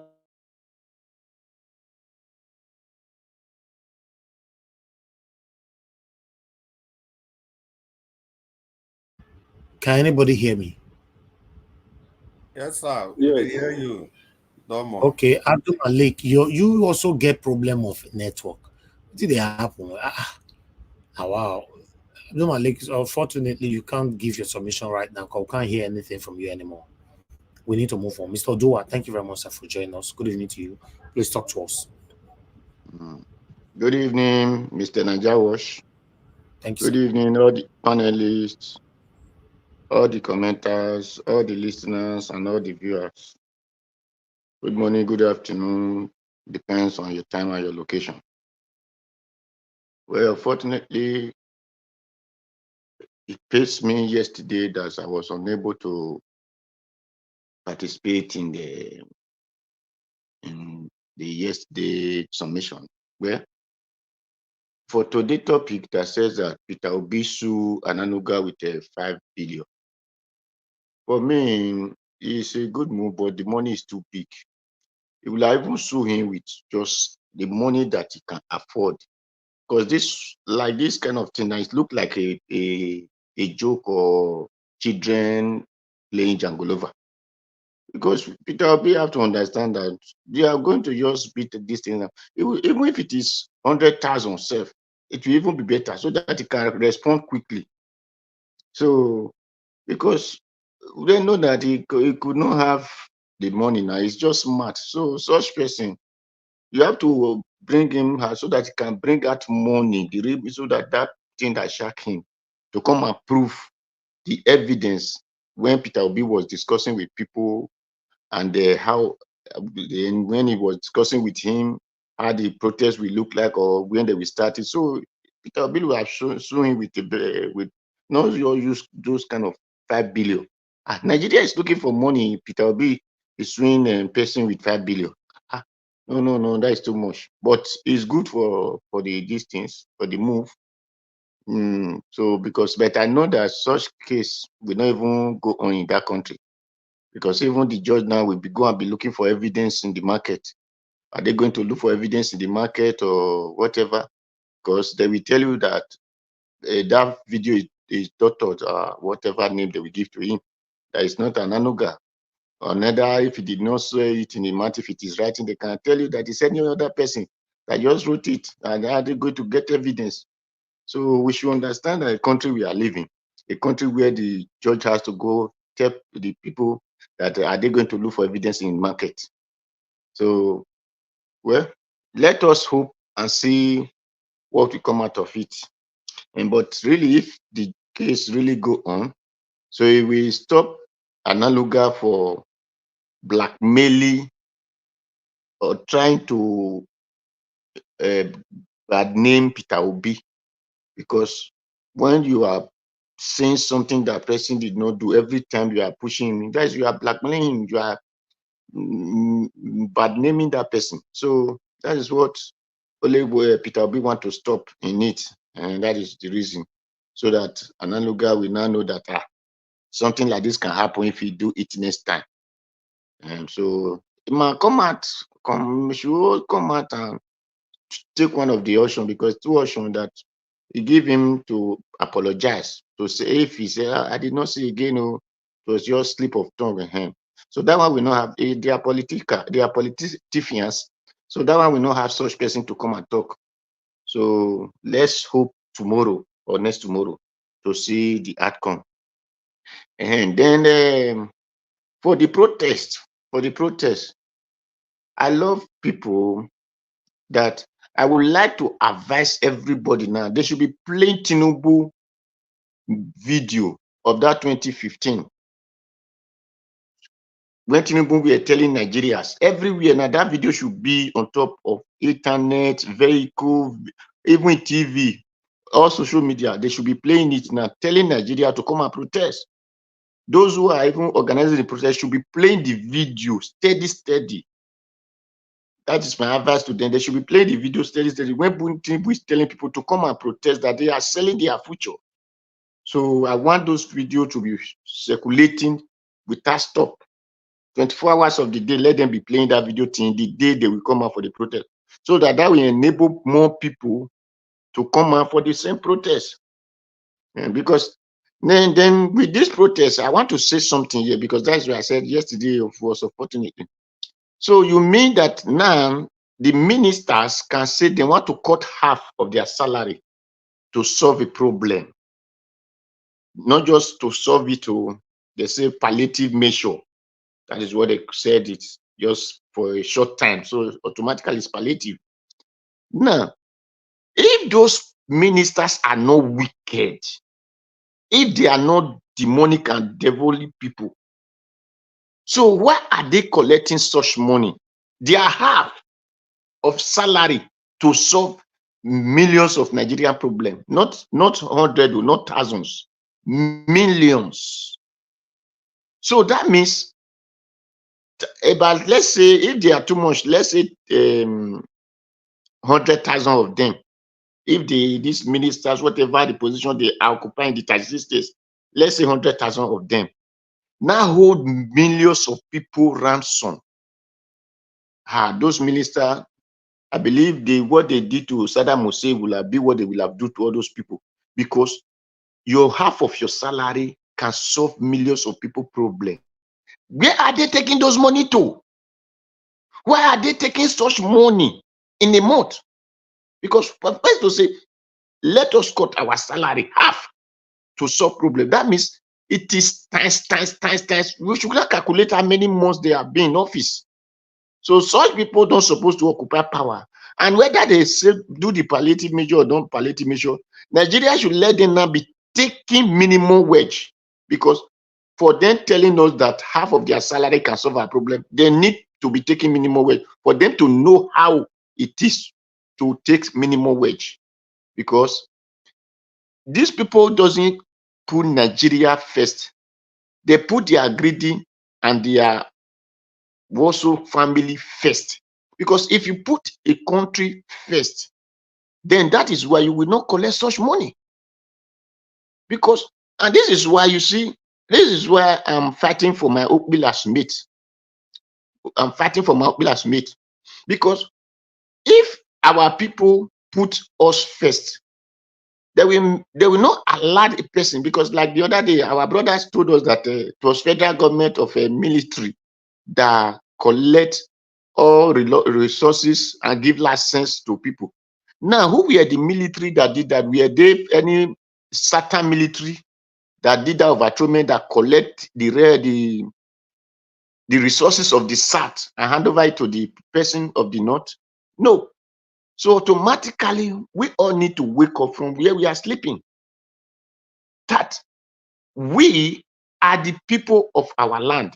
My brother always talk about constitution. Yes, you are right to constitution, but it is because the way people dance along with the constitution, that is why this constitution make them so.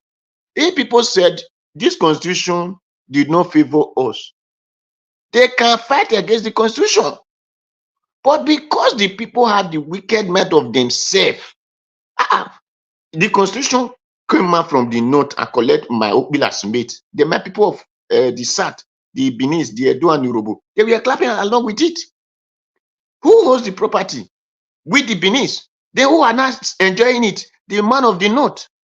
Then we will tell ourselves it's constitution. No, it's not constitution, it's our foolishness. Because the man of the north know that is his benefit. So he go for it and collect it from you. You, the owner, has to know that, no, this thing is my property. I will go for it and collect it back from you. So, my people, whatever that is happening in the country, I urge everyone to come out. We will support you if you ask for our help, but tell us to come and lead the protest, my dear. We will not be there, because I will not, because of you are hungry, to buy a ticket and leave my work, because you don't know how we are feeding where we are living. You don't know how we survive there. You are not the one helping us. You are not the one protesting for the government of the country that we are living on to make the country better for us. So that is it. For my Edo people, we need a better Edo state. We have many parties, but PDP and APC, these are the criminals who have been there right from military, before military, after military, and they still continue. They give themselves NROC, SDP, what was those names that time? UPP, UNA, something like that. I forget those names now. So they still turn to become PDP and APC. My Edo people, they could not vote those people, because there was a time one of our brother called them "Oh Pussycat," doesn't stop stealing. So these people are "Oh Pussycat," APC and PDP. We have a vibrant, well knowledge and not read, but well thinkable Edo person who will put Edo first. A person of Paul Owokan Okungbowa of YPP. My Edo people, if you want to enjoy government the way we enjoy them for Europe, the way Asia they do their own, the way country be like Dubai, if now want me Edo state better, make una vote Okungba of Paul of YPP. He don't tell una if he collect una tax, see what thing one user do, see how he go take use them. He don't explain that to una. But if una want continue the suffer, una the suffer, so make una not vote them. But if una don't want continue the suffer, make una vote Okungba so that he go fit change the do for now. Thank you, my people. So thank you, Mr. Najawo. Thank all the panelists. Thank you very much. Okay, Mr. Odowa. Thank you, sir. Thank you very much for that submission. Okay, Oga Chris, it's good to have you on the show. Good evening to you, sir. I appreciate you. Please, I'd like you to talk to us. Abdul Malik, you're still going to get your time later, but just hold on for now. Oga Chris, talk to us, sir. Thank you very much. Yeah, Domo, sir. Good evening, sir. And good Good evening, everybody Thanks. on the panel with me. Mr. Nanjawaj, it's good to be with you again this evening. Yeah, let me just throw down to the people on the comment section. I want to say good evening to you all. It's nice to be with you all this beautiful Tuesday evening. And special greetings to you, Mommy Diaspora. We appreciate you for everything that you do for us. We are so grateful to have a kind of influence like you on this channel. So for that, we say thank you, ma. And the people listening to us from all over the world, it's nice to be able to talk to you guys again. And I'm so proud that you guys are able to invest your time and to ensuring that Nigeria becomes a better place for everybody.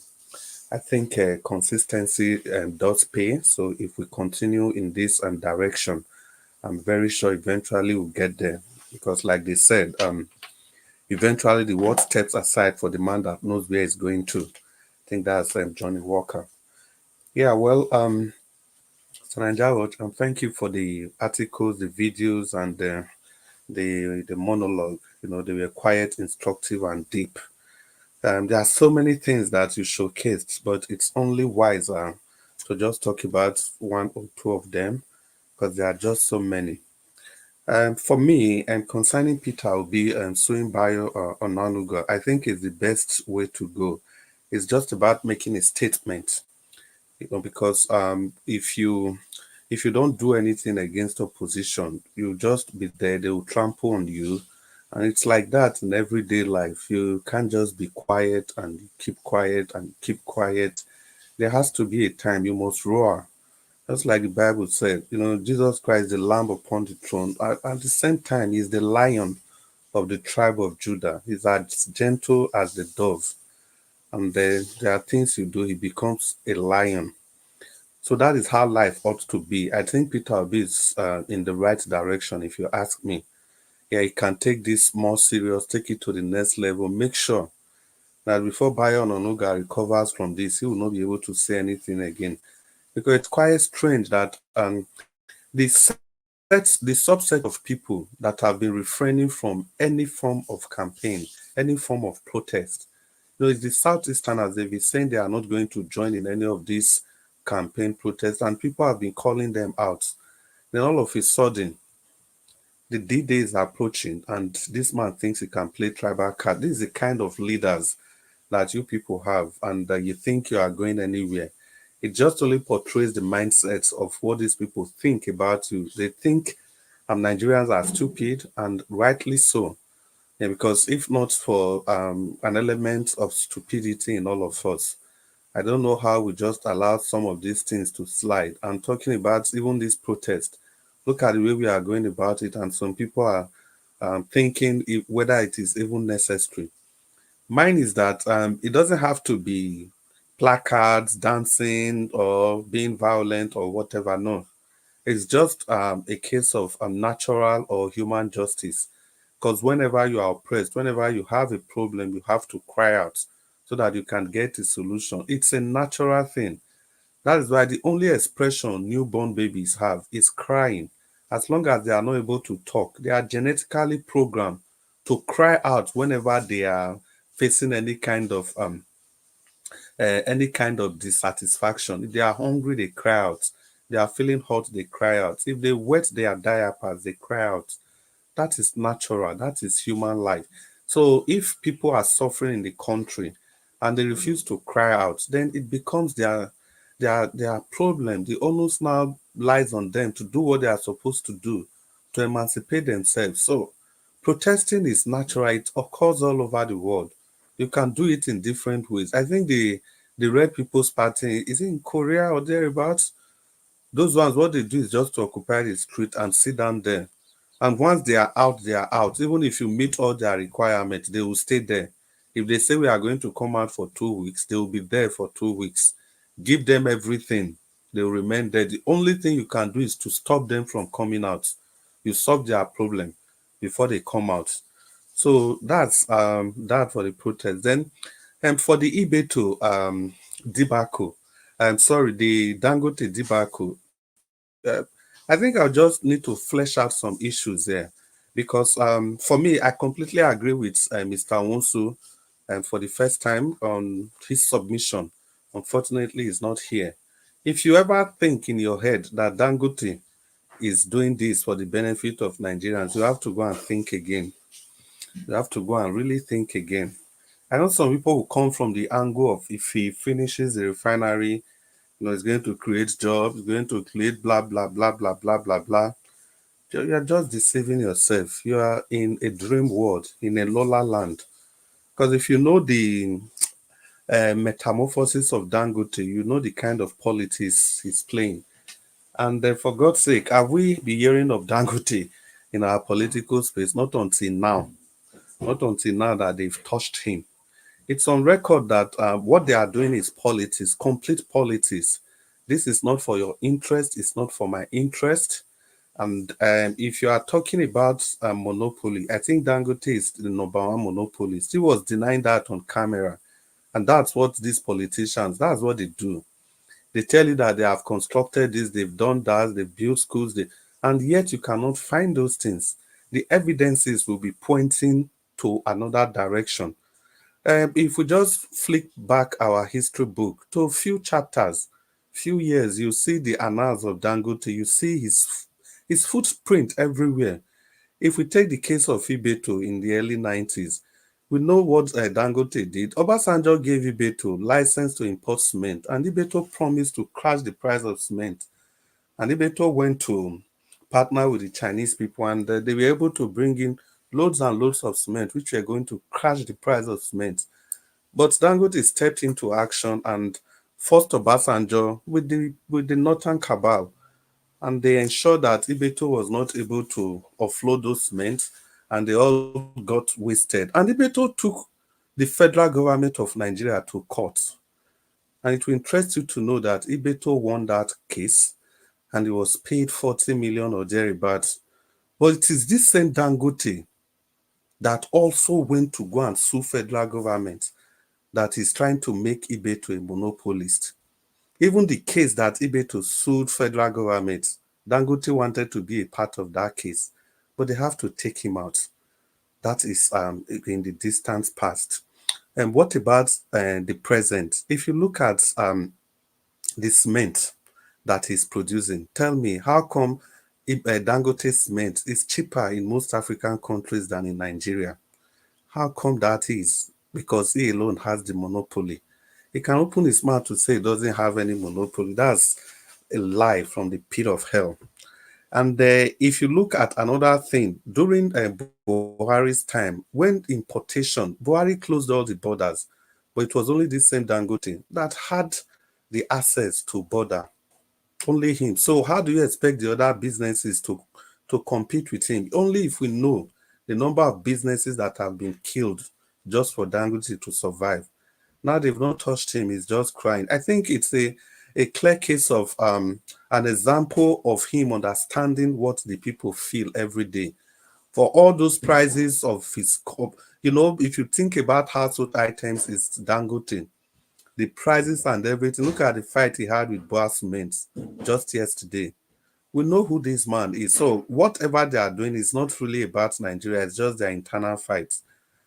Is it the fact that Nigeria is supposed to own 20% in that refinery, and now we don't know what's happening there? Is it the 9 billion that was collected and Emefiele said Dangote has paid back 7 billion? And we know what they are doing with all these shares. So they are all just fighting for their personal survival. Look at Nigerians.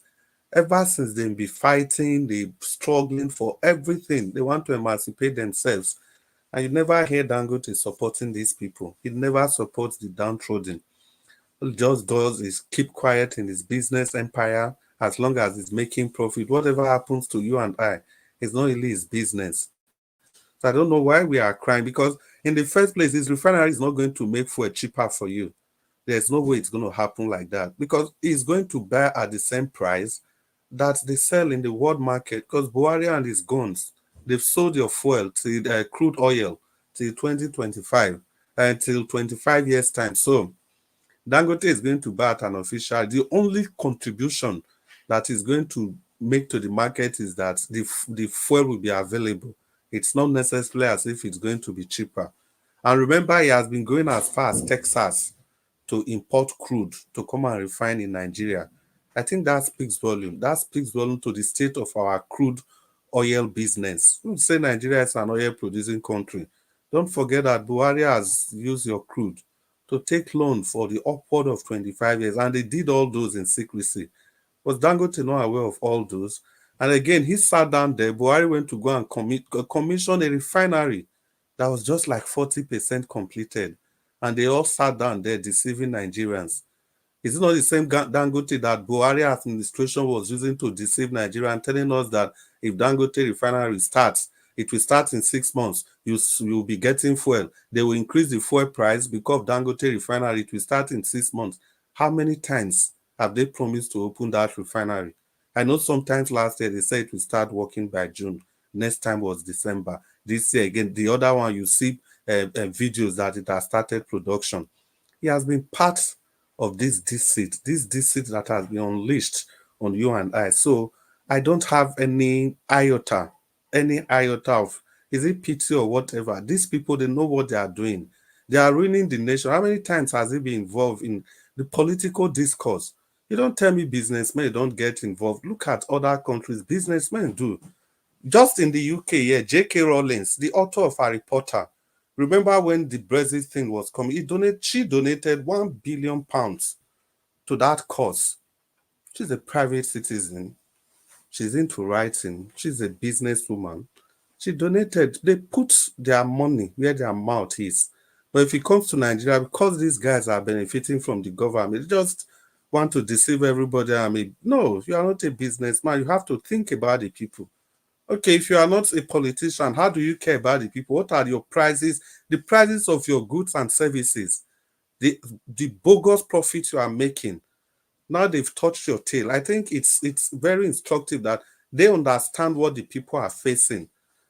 Some people will say, okay, what about the electricity, the power, and the energy that Dangote is going to contribute? It's just 13 megawatts, and that's going to serve Lagos and its environment. And you are not even going to get that electricity cheaper. You are not. You are not going to get anything from him cheaper. So whatever it is, they know what they are fighting. They know what they are doing. They can't come and deceive us. I don't owe him any sympathy. If Tinubu must investigate whatever is going there, my only thing is that he should do it according to what the law dictates. They shouldn't use any extrajudicial means to bring him to book. If there's any bringing to book, of course there are. So it's because the kind of system we operate, where you don't have institutions, you have strong men. That's why the people like Dangote can enjoy all the monopolies while the other people suffer. If it comes to foreign exchange, how can you compete with him when they have multiple exchange rates? The one for Dangote, the one for other businessmen, and the one for government officials, and the one for the common people. It's always the common people that will suffer these things. So when we talk about making a nation great, we must have to talk about institutions and not just strong men. That is why electoral reform is key. I think there was one video that was played earlier. I was just trying to flip through, but I remember I heard that young man talking about electoral reforms, which is actually the core. It is the root of the problem that you face in a pseudo-democracy. Pseudo-democracy are nations, especially in sub-Saharan Africa and undeveloped nations. They claim they are practicing democracy, but what they are actually practicing is them all crazy. Because if it is democracy where you have strong electoral reforms, nobody can wake up one morning and just declare the result however he likes.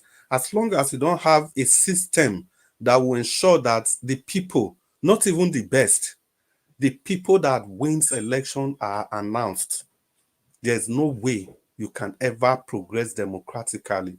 You have to choose other system. Either you go to autocracy or you can use the feudal system.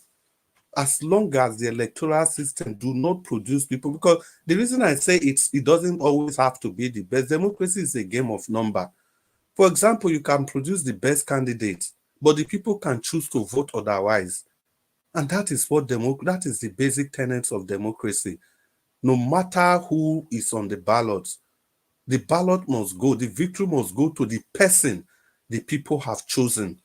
That is what democracy is essentially all about. So as long as we don't have that system, then there's no way we are going to go forward, because the borderline is that when somebody is voted for and the person attains power and is not able to do what he was voted for, then that person in the next election, they will vote him out and vote in another person. That's the basic principle. And in the people that are sent to represent the every other person at the House of Assembly or whatever, the national parliament, now there's also a system of recall. When these people are not doing what they are supposed to do, you recall them. As long as this mechanism, these safety valves in democracy, they are not working, then there's no place there's no how you can move forward. For example, the Labour Party candidates that they are not candidates now, they are now representative, that are messing up in the National House of Assembly. If the recall process, as provided for by the Constitution and the electoral system, that process is working, I'm sure it would have been very easy to recall those people. Imagine if you want to recall them, it will still be Mahmoud that will still spearhead that recall process. And at the end of the day, it's not going to work. Look at Yaya Bello versus Dino Melaye. They tried to use that instrument to bring Dino Melaye out of the Senate, but it didn't work. Because at the end of the day, the process is never allowed to work. They just allowed strong men, people to come in, government influence, power, money, politicking, and at the end of the day, everything is rubbish. At the end of the day, it all becomes a rat race, and whoever wins in a rat race, it doesn't matter. Everybody remains rats. And that is why we are saying that the likes of Obaseki and co, they are failed Edolites, because they came in the electoral system, defended by the people, brought them to power, and immediately they get to power, they turned their back on that very system that worked for them. Instead of ensuring that these systems are strengthened, what did they do? They turned to strong men. They jettison strong institutions. They become lords to themselves. That is why we are saying we should never, ever repeat that mistake. If people are saying that governors are failed, Obaseki has failed spectacularly, in the sense that if you look at the way this man came to power, he had no choice. He had no chance. No chance for him at all. But the good people of Edo State, in their desire to ensure freedom, fair play for everybody, they stood beside him. They stood behind him. They stood in front of him. They protected him from the arrows that flies in the night, in the day, in the morning, just to ensure that his political ambition is not crushed on arrival. And yet, look at how he paid the people back. If he had even rigged his way to power, it's understandable. But considering that the people donated this power to you, and this station, like very few stations, very few social media stations in Edo State, did the kind of work Mr. Naija did during that electioneering process. And look at what he has done. To look at the primaries of the PDP. What do you call that? Disenfranchising people anyhow he likes. Is it when Peter Obi was coming to Edo State during the presidential campaign, stopped us from using the stadium, considering that this was the man the people fought for? Now it is time for you to support the people. Nobody is saying that come and do anything. Just allow the people to use the stadium. He refused to. He refused to conduct local government election. And apart from just that, the strength of democracy, the House of Assembly, because during military rule, they usually leave the judiciary. It is that legislature that the military attack. While the military themselves, they remain the executive. But this man came to power and completely disenfranchised the people in the legislature. What did he do? He called for swearing in at the dead of the night, when men were sleeping, when witches were in their coven, when wizards were busy trying to know the next action they are going to plan. That was when Obaseki decided to call in the people to inaugurate them. Is that not shameful for somebody that came in through democratic process? So the reason I'm laying all these facts, that the young man that said without electoral reforms, we are not going anywhere, and that's the truth. That is why we are having people like Aswe Udalo coming as godfather. Because if electoral reform was to be in place, I don't think Aswe Udalo would even be the flag bearer of the PDP. So that is why if we campaign and tie both of them together, people will not understand. Because in the first place, if not for the overbearing influence of Obaseki, if that primary was free and fair, that's when that would not even be in the ballot in the first place, not to talk of giving him a chance. The same thing Oshomole did. That was how he brought in Obaseki in the APC. He drove everybody away, even his deputy, Egberame Odubu, he drove him away. Just like Obaseki drove Phyllis Shuaibu away. It is the same playbook. So when this event keeps playing and playing and playing, and we take a stand, people should know where we are coming from. It is common sense, according to my brother Black Panther. It is not about emotion, it is common sense. We've looked at the politics of Edo State and we agree. Without electoral reforms, nothing is going to happen. Look at the last election, the House of Assembly election itself proper. After denying those people, the 10 people, even somebody representing my constituency, couldn't sit for 4 good years because of the interest and ambition of one man against the interest and ambition of 4.5 million people. And it's that same interest and ambition, that is why I want to impose somebody on us. And we are saying it's never going to happen. And we looked at the whole thing carefully and we see that the APC is not even an option. So the only option left for us is Olubide Akpata of the Labour Party, who stands as an Iroko tree, where you have shrubs and grasses. Well, I'll just continue. I don't want to be greedy. I've had enough time. In my second submission, we continue in this trajectory. I don't like vote barrister Osagbo for Olumide Akpata. He's the only true product of electoral reform. Thank you and good evening, Nigerians. All right, Chris, thank you, sir. Thank you very much for your submission. I appreciate you. I would like to quickly appreciate Peg Modi. Thank you very much, man, for the super chat earlier on. God bless you. May your pocket never run dry. I'm grateful. Thank you very much. Okay, before I come to Augustine, which is the last person on the panel, let me give Abdul Malik the chance to speak again. Abdul Malik, if your network is better now, I want you to speak for 5 minutes. Then we can have a go to Augustine. Yeah, my network is not my network. I don't know why. Anytime I try to speak, the thing will just come on. Like yesterday, the same thing. Yeah, thank you very much for the opportunity. As I was saying before, Peter Obisu Onanuga to court is good, but for me, it would have shown it to International Court of Justice, UN. Not only even than Ebola, because Nigeria, they don't have law. They don't have justice there. So let this sue there to International Court of Justice, UN. Understand? That is better.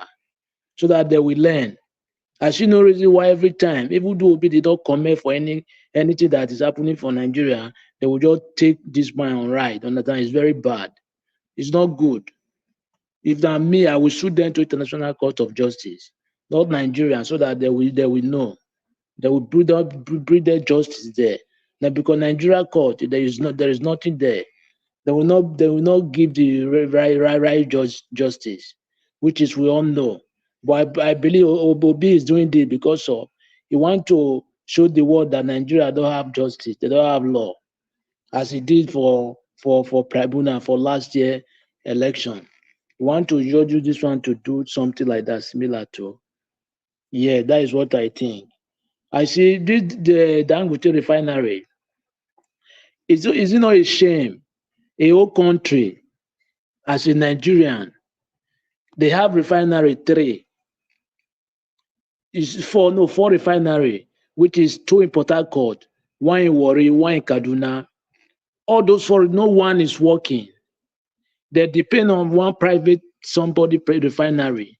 Is it not a shame? And they are borrowing money every time. What are they doing with this money? Nothing to show. Our government, they have a lot of way to go.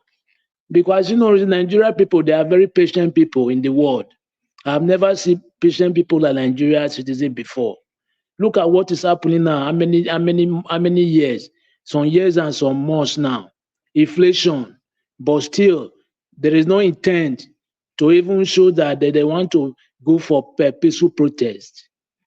Nigeria, they are very patient people. There is nowhere this will happen in the world. Lie. It can't. Yes, and still, some people are deliberating if they will come out or if they will not come out. I see no reason why they will not come out. They need to come out and tell the government what is their problem. It's a peaceful protest. It's not violence. Everyday inflation, every day, things are getting costly every day in the market. In Nigeria, it have never happened before. Still, you guys, some people are still deliberating if they will come out. What are you doing? When you are hungry, everything, every day. You can't. Some people can't afford some 3 square meters of a day. You are still deliberating if you will come out, if you will not come out. If you don't come out, you sit down there. We know how the government will hear your voice. You should come out that very day and do the news, even though you are in your village. Anywhere you are in Nigeria, come out. Yes, you have the right. We are in democracy. We are not in military regime. You have the right to come out. But come out and do it peacefully, not to go and continue losing there. Yes, just come out and do it peacefully, because look at what is happening in Nigeria now. It's unbearable. It's not normal something. But citizens, they are still there waiting. According to one caller yesterday, I've been there for yesterday, that woman that said has been in Nigeria last time. It's even Nigerian people, some of them, they are not aware of anything. They don't know anything. And it is true. It's only few that used to come to online. Because some of them, they are not aware of anything. If you tell them something now, they don't even care. They don't care. They feel concerned. That is the major problem too, because they don't know what is going on in the country. It's like they are blind. Yes, it's only we here. We are just trying to talk the way we to do what we can do. But then they don't care. I don't know if they cannot even if there is no, I don't even know what to say. Because some people have experienced it. And it is true, even though you call Nigeria now, you ask them, so things happening in Nigeria. You don't they aware, they will tell you no, he's not aware, don't even care. Say those people, they don't do anything they like. Imagine. But we will try to do what we can do. I believe one day everything will change. But there is something I want to talk to. Those politicians, it's like now, people in diaspora, they will start it now. All those politicians that anytime they come to abroad, it's like now we start it from there, from this abroad. They will stop coming to abroad. I believe that is another option. Because if they will feel like if they do something, they will run to abroad. Or every 3 months, they will go to abroad for vacation. Or if they are sick, they go to abroad for treatment. It's like we will stop them to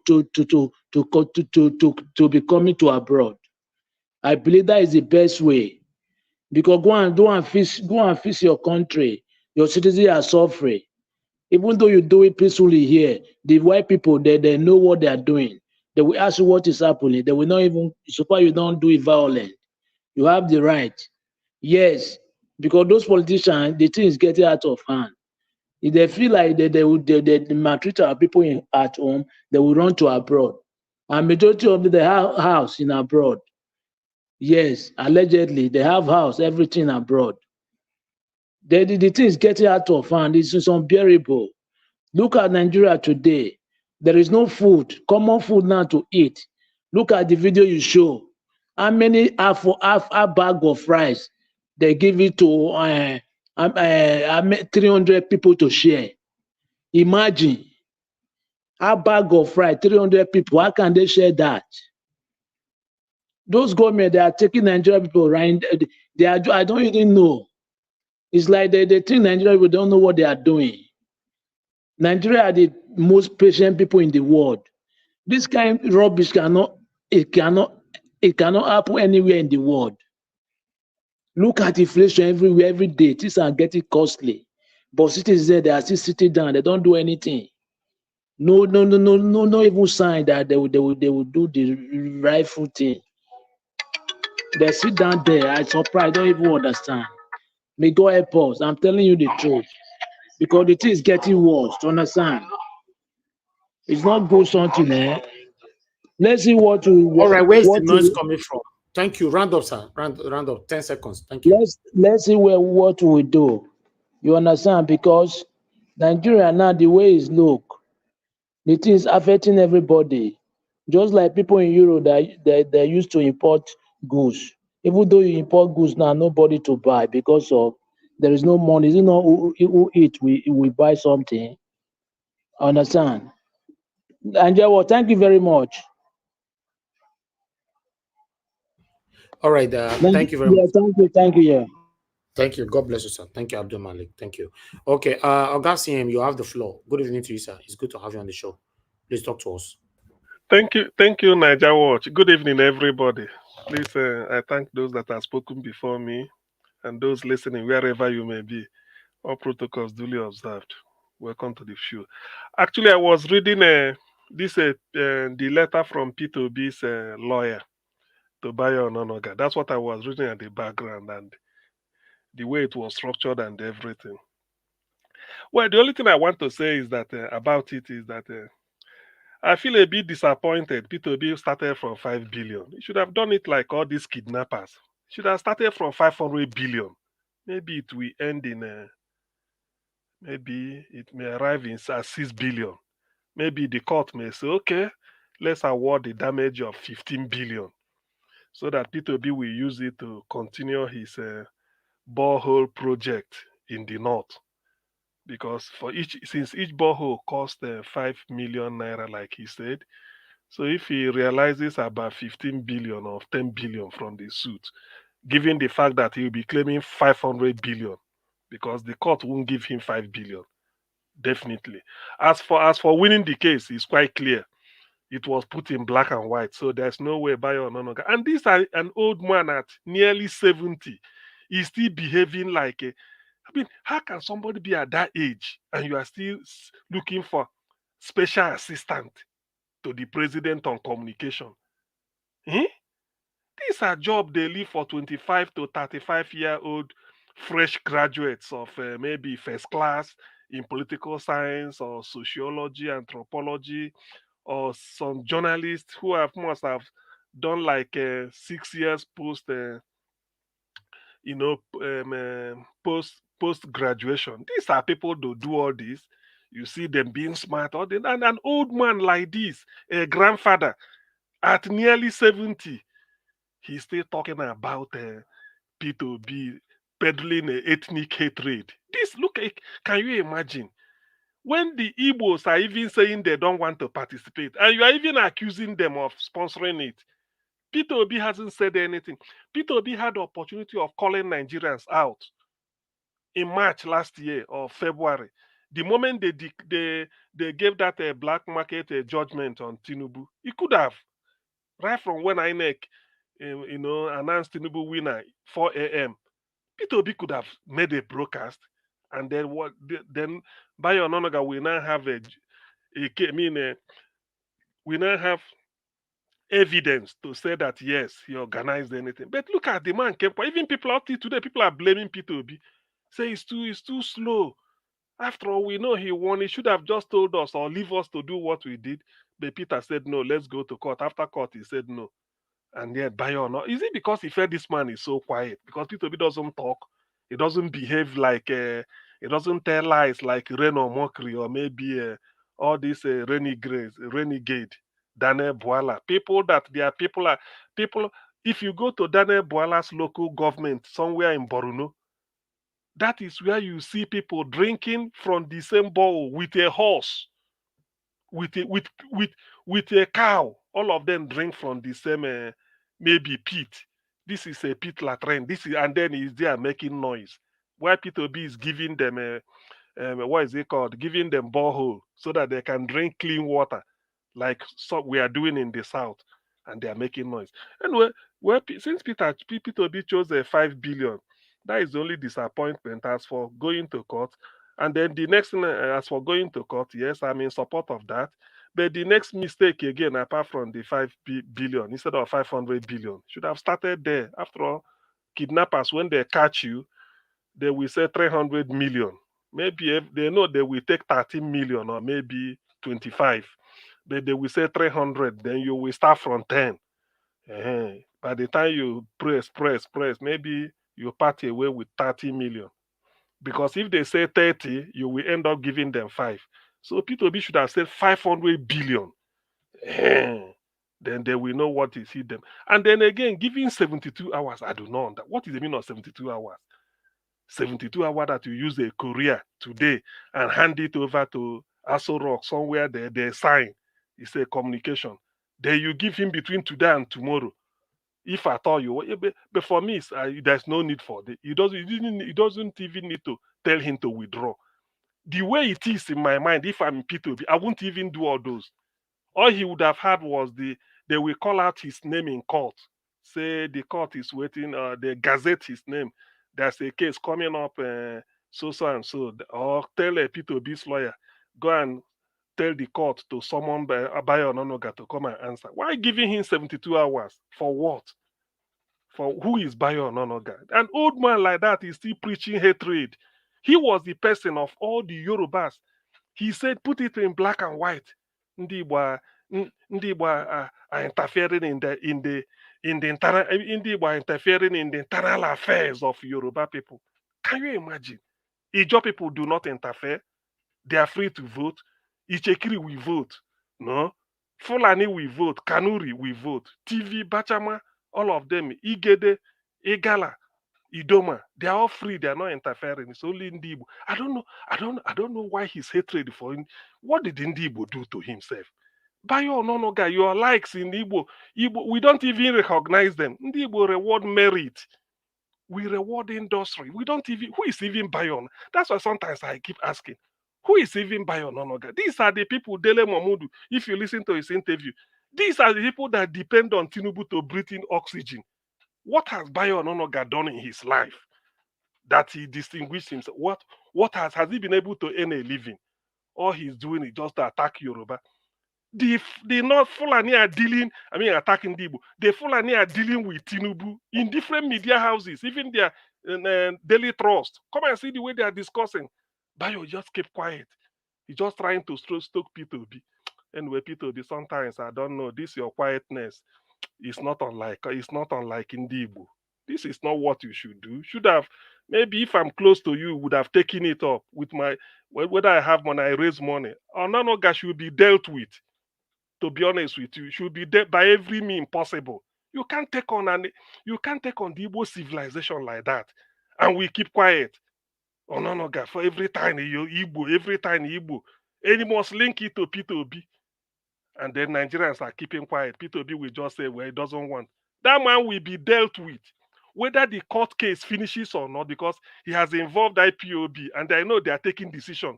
So whether he went to court and plead out of court settlement or whatever, or he dobale to P2B overnight and say, sorry, his name has been marked in the gallery of shame. He has taken on the Igbo people worldwide, and they will deal with him. Forget about Tinubu. What is Tinubu's regime? One day he will get out of there. It's all becoming. Every time, Bayo Onanuga, every time, P2B this, P2B that. He just the person grooming all this the Reno mockery. People you don't know where they come from. Look at Daniel Bwala. And these are the people that will be talking about Ndibo and P2B. Who among them can you compare to P2B? Just like you stand before United Nations and mention P2B's name. Some people will tell you that, yes, we've had it before. Why are all these minions? Thank God Dele Momodu spoke the way he did. That man is very brave and he's very honest. He said it pointedly. These are people flocking around there, confusing Tinubu. They are looking for change, loose change, talking nonsense. They look at the age. That is even with the gray hair. It doesn't. Okay, if looking at Bayo Onanuga, look at the gray hair in his head, the one we can see. What of the part of the anatomy that is covered we cannot see? Can you imagine the type of gray hair? And he can't even respect all those. All his comes about, he talk about his oxygen is a P2B. If he doesn't mention P2B, thinking that, look, the times have changed though. The time has changed. You don't know who is behind P2B. You don't know the force is behind the man. The insult, we can't take it. In spite of becoming, he's gone far. Whatever the court decides, it doesn't matter. whatever the court decides. The decision about Bayo Onanuga is being taken at the highest place it should be.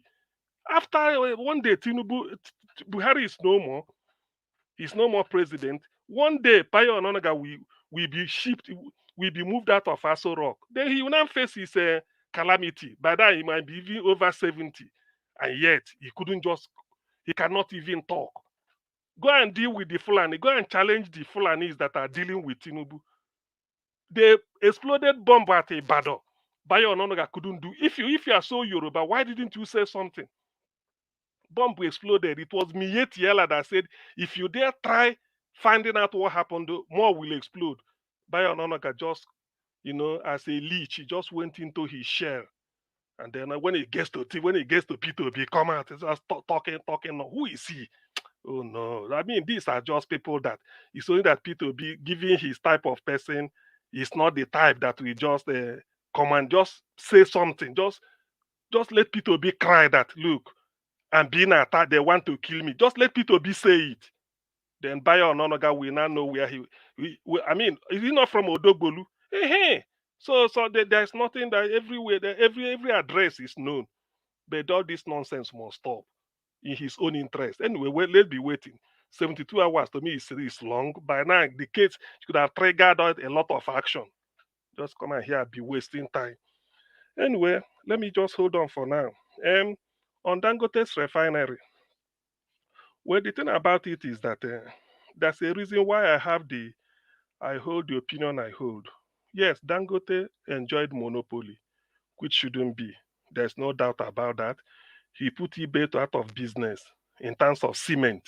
And what that means by implication is that because the cost of cement has gone up, the cost of house rent all over the Nigeria will also go up.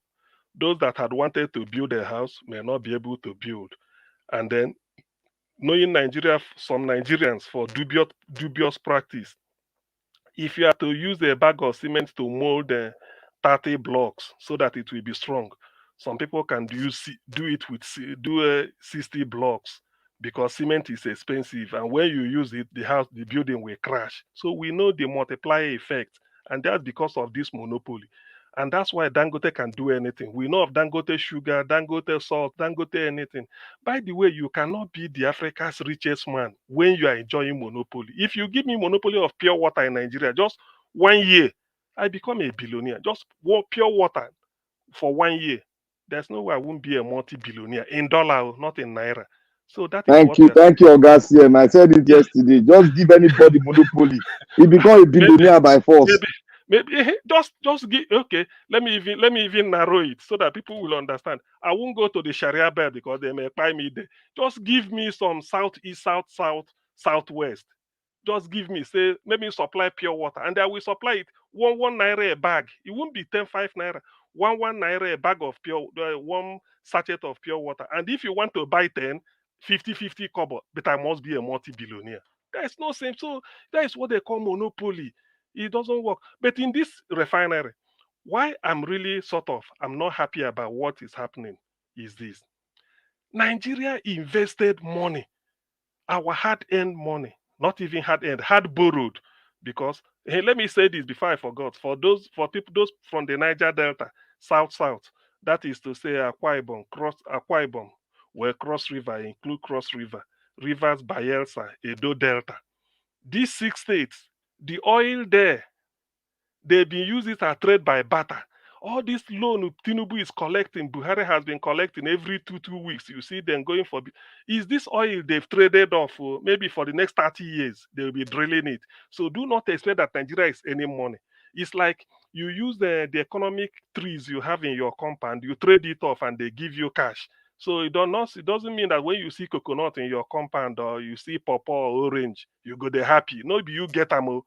That is the meaning. So all these things they're doing, they are not giving Nigeria money for free. There's what they call collateral.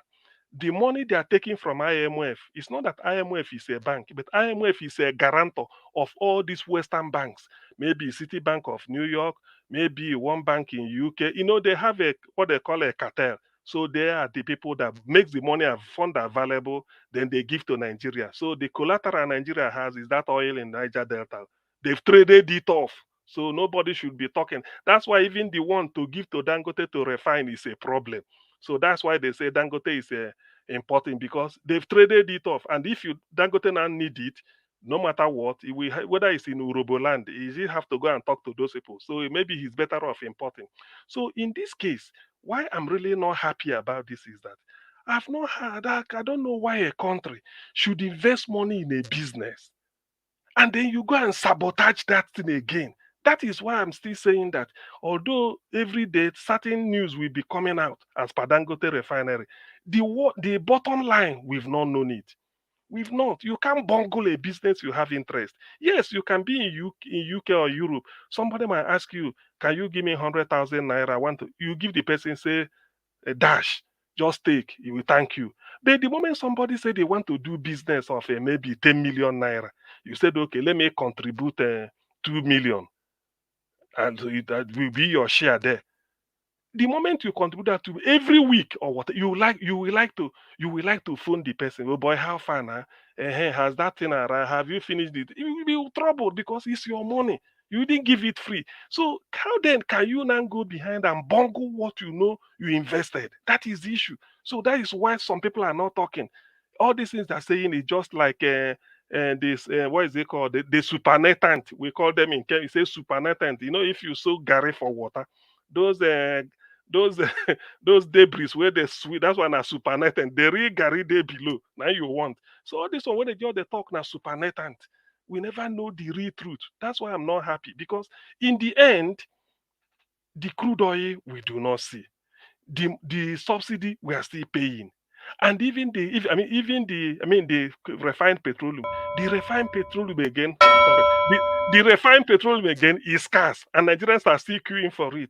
So somehow I'm still waiting. I'm still looking for data. But for now, I want to know why Nigeria bungled a business you have interest in. That is the thing. So it speaks volumes. Thank you. Okay, Ogati, thank you, sir. Thank you very much for that, your analysis and your submission. I appreciate it, sir. Thank you. Everybody on the panel have given their submission. We're going to have our final submission, and we're already over 3 hours. So I'd like us to do for 4 minutes as usual. So let me see if Give Us a Mandate is there. If you are there, please give us your final submission, 4 minutes. Okay, you are not there. Oga Black Panther, please give us a final submission, 4 minutes. Skip me. Okay, Mr. Dua, your 4 minutes, sir. Thank you. Okay, thank you.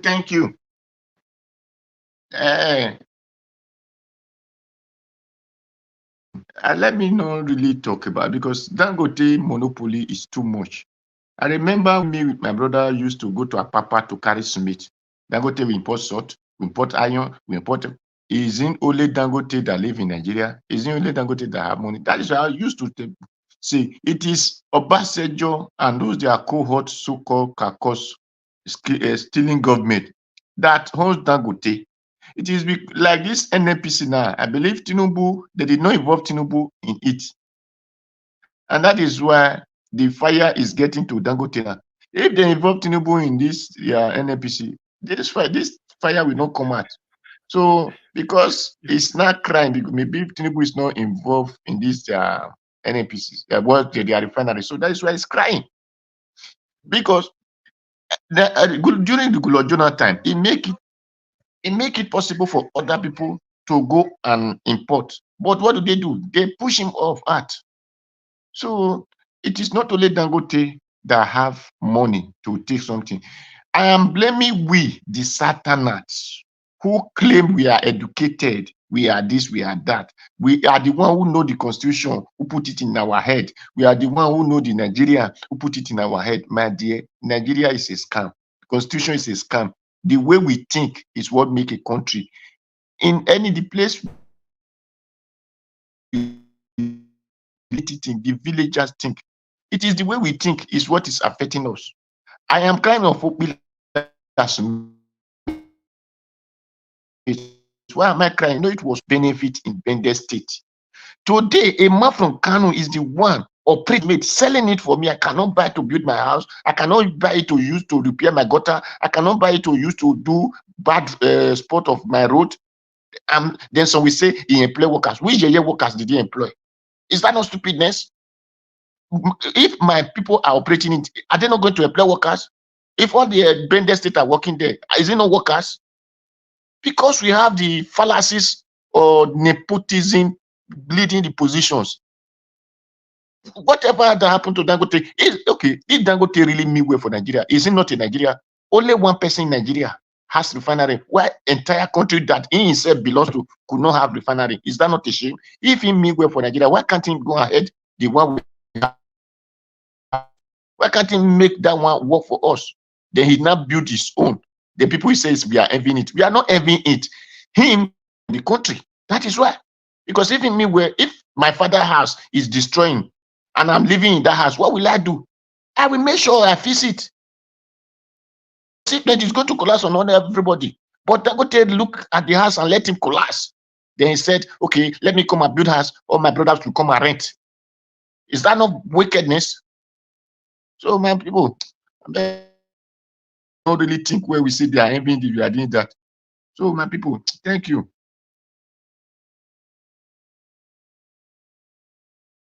All right, Mr. Odua. Thank you, Mr. Najawash. Let other person. Thank you, sir. Mr. Odua, you don't confuse for Nigeria matter. Guy, it's like we're repeating ourselves every day. He said maybe Tinubu no they involved for this Dangote deal. So you to go be honest, bump. Nigeria matter every day.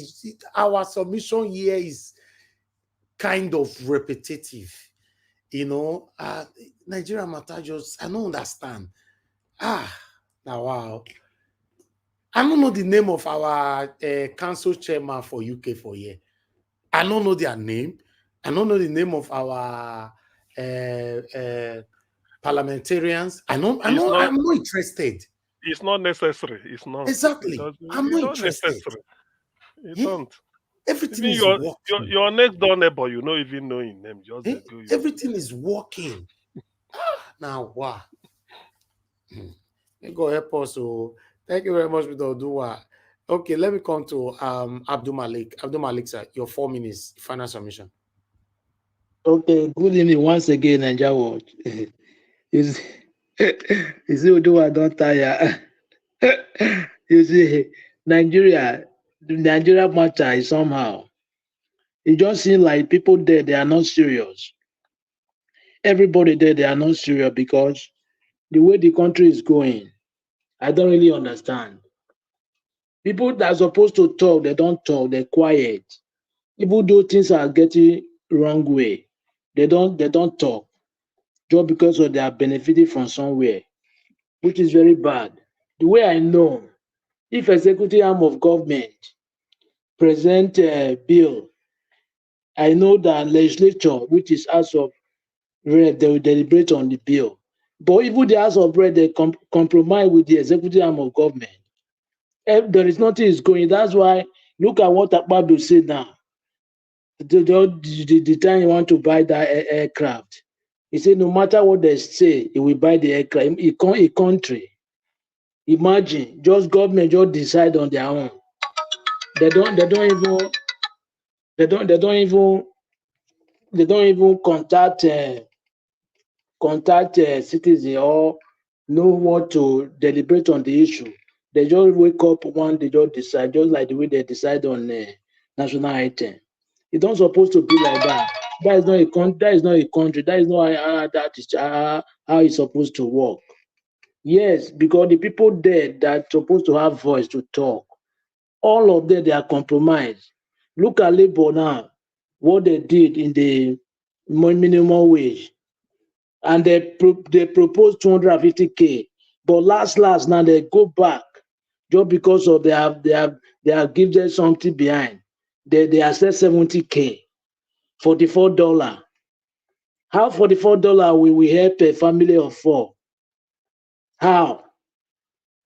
How many years back? 10 years back, $100 something.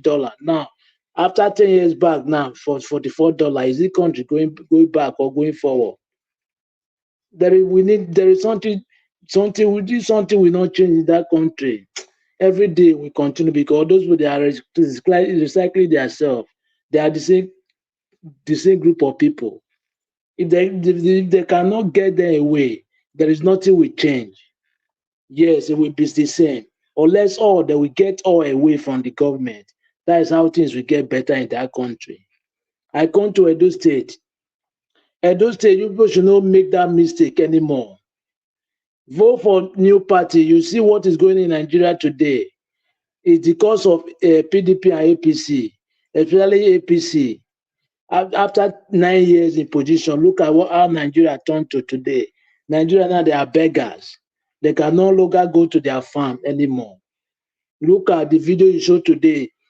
Half of rice, half bag of rice, 300 people to share. Imagine a bag of rice, 300 people will share a bag of rice. And that country is like all of them, they are joking. They are not yet serious. The citizens need to do the right something, right thing there. That protest, they need to come out. They should not do it one day or one week. They should continue months so that if something is going on, UN will involve. UN will not intervene. They should continue. Not only one day, 2 days, they will do arrest. There is nothing will change. They should continue like weeks or months. Depends how the government respond. Yeah, they should continue. They should not rest because the thing is getting worse every day. Thank you, Nigeria Watch.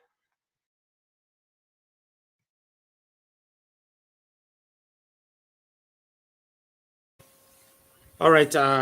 Thank you, sir. Abdul Malik. God bless you. Thanks for your time with us here almost every other day. I appreciate you. Let me come to Oga Chris. Oga Chris, you have the floor, sir. Your final submission. Yeah, Domosa, thank you, sir, Mr. Ninja. I really do appreciate you from the depth of my heart. Thank you for giving us the time to talk and the time you gave me earlier. I just realized that even if you give somebody one hour, it's never enough to say everything you want to say. Yeah, once again, thank you so much. I really appreciate and I celebrate you. Oga CM, Abego, you like saying a devil's advocate, you want to play for Dangote. Yeah, because you want to play devil's advocate for Dangote. But when they come there, Sha, I think like that was talk something say now every day now the same thing we they discuss about. That is because nothing is improving. That is because the people governing us, they are fade. Then we try for 1 or 2 areas, but as long as we are still talking about the same thing every day from different sides, from different angles, it means that we are not really making progress. That is just the summary. That is why we really need to vote for change. No matter how we look at it, let's try a different approach to governance. You see, for me, Dr. Sim, I think Dangote is completely responsible. When you say you don't know why we go sabotage wetin belong to us, that is exactly why Tinubu is fighting this fight. You see that statement where you raise, so now make Tinubu they fight this fight. Maybe we even talk about the ones where we know. Because they talk about Gary and water, some day top, some day ground. Maybe we talk about the one way day top, where we know. Let's forget the iceberg, the one under the sea. Let's talk about the tip of the iceberg. It's on record. When this refinery thing starts, Nigeria get 20% stake. No be so, my money, your money.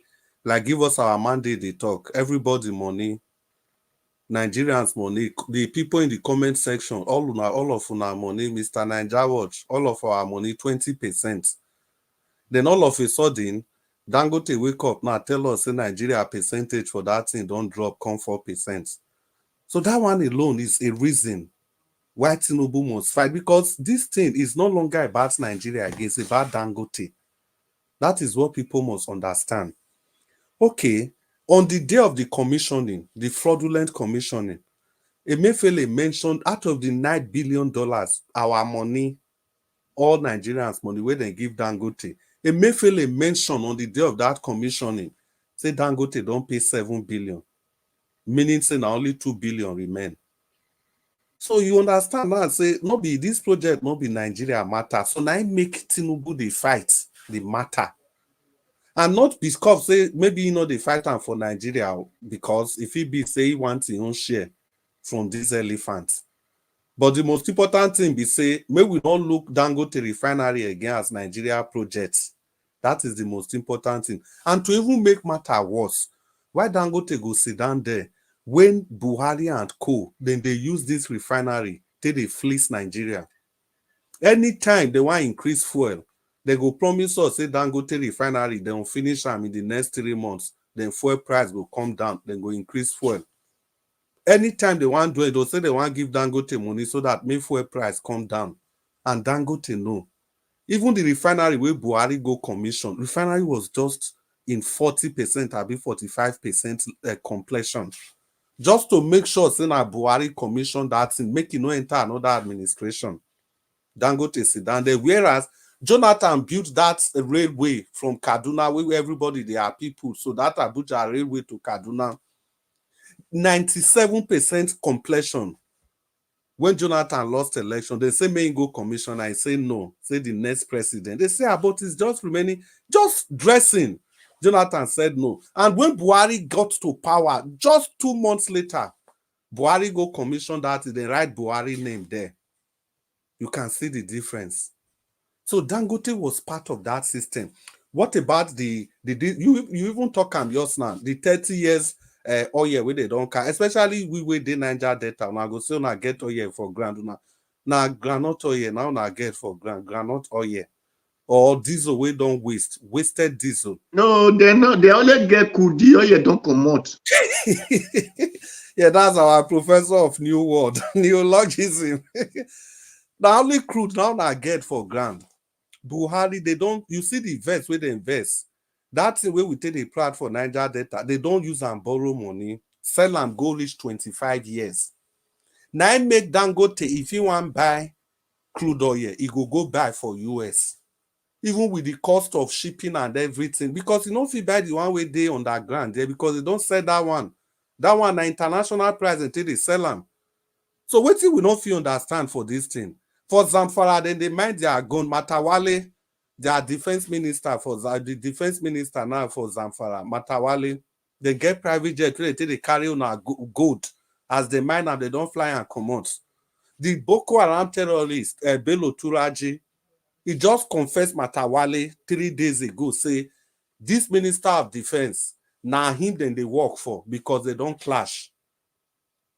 Zamfara good now for Zamfara, but Niger Delta, Buhari and the people, they don't sell and go richer. And Dangote is aware of this. The Port Harcourt refinery of gas in $1 billion on the eve of 2019 election, where they take $1 billion, say they want to take quick maintain that refinery.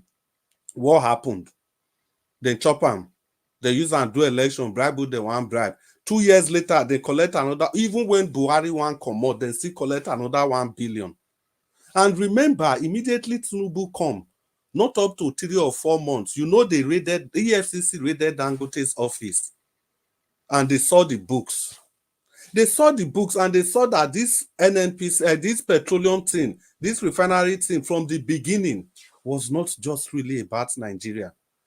So it's a simple thing. Tinubu and the people, they are demanding for their own share. But Dangote say no, work don't close. Okay, since work don't close, make we use power of Nigeria. So this is just Mr. Rajawaj, God bless you. You see, we don't fear in this station without praying for you. Because with this station, we are able to talk to people. Like I said, on my own, I cannot gather 5 people to be talking to them at the same time.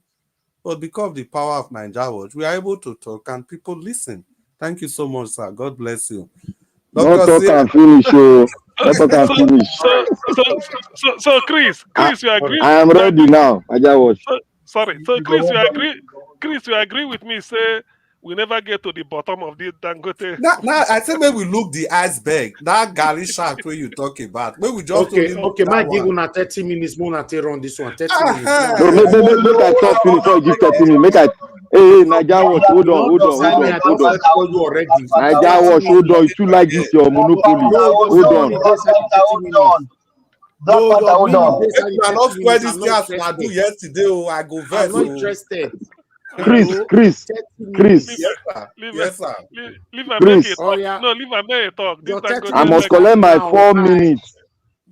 I'm a human rights activist. I must collect my 4 minutes. 4 minutes. Can't pay. Not be second shot. So that 22 by 10:40, 9:40. I go collect my 4 minutes. I can't participate for this 30 minutes too. If Naija will not play me while you at the same place with today. Hold on. Mr. Chris, hold on. Let him. He should not go. In fact, I want him to moderate this session, this 30 minutes. Let Black Panther moderate. No, I know if he moderate. I don't moderate 30 minutes. Let's moderate 30 minutes. I vote. If you want Black Panther to moderate, vote yay. The yay saying yay. Okay. No, I know if he moderate. I don't waste my time. I know if he moderate. Yes, Black Panther moderate this 30 minutes. Thank you.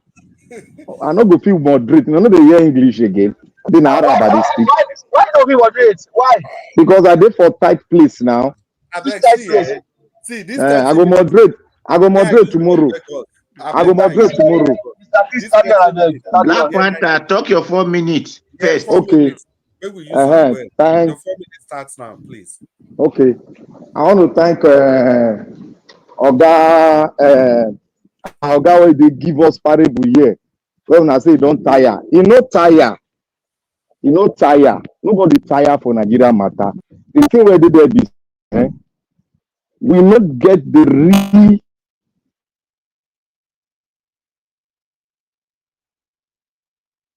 agree to form a formidable force. You see they go right, you see they go W, they play W wide game. Now you see this Dangote issue, we just the perambulate. I don't talk yesterday. I say Dangote as a man was enjoying the monopoly issues and enjoying all this what they call it, this quota system issue. And Mr. CM talk and say, if you give me monopoly, make I dey sell cup of water for Nigeria. I say now 1 naira. To God who made me, just give me 6 months.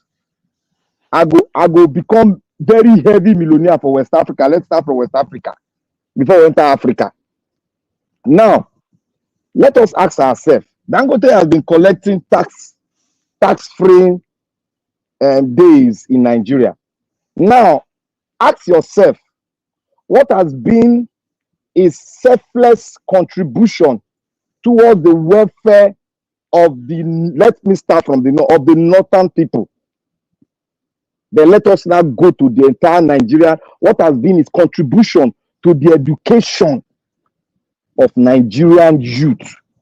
What has been his contribution to the welfare? Because when they give you tax relief, you must be able to contribute to the welfare of the people, to reduce government, to even make government relax more on that aspect. So government could now work as they do for Western world.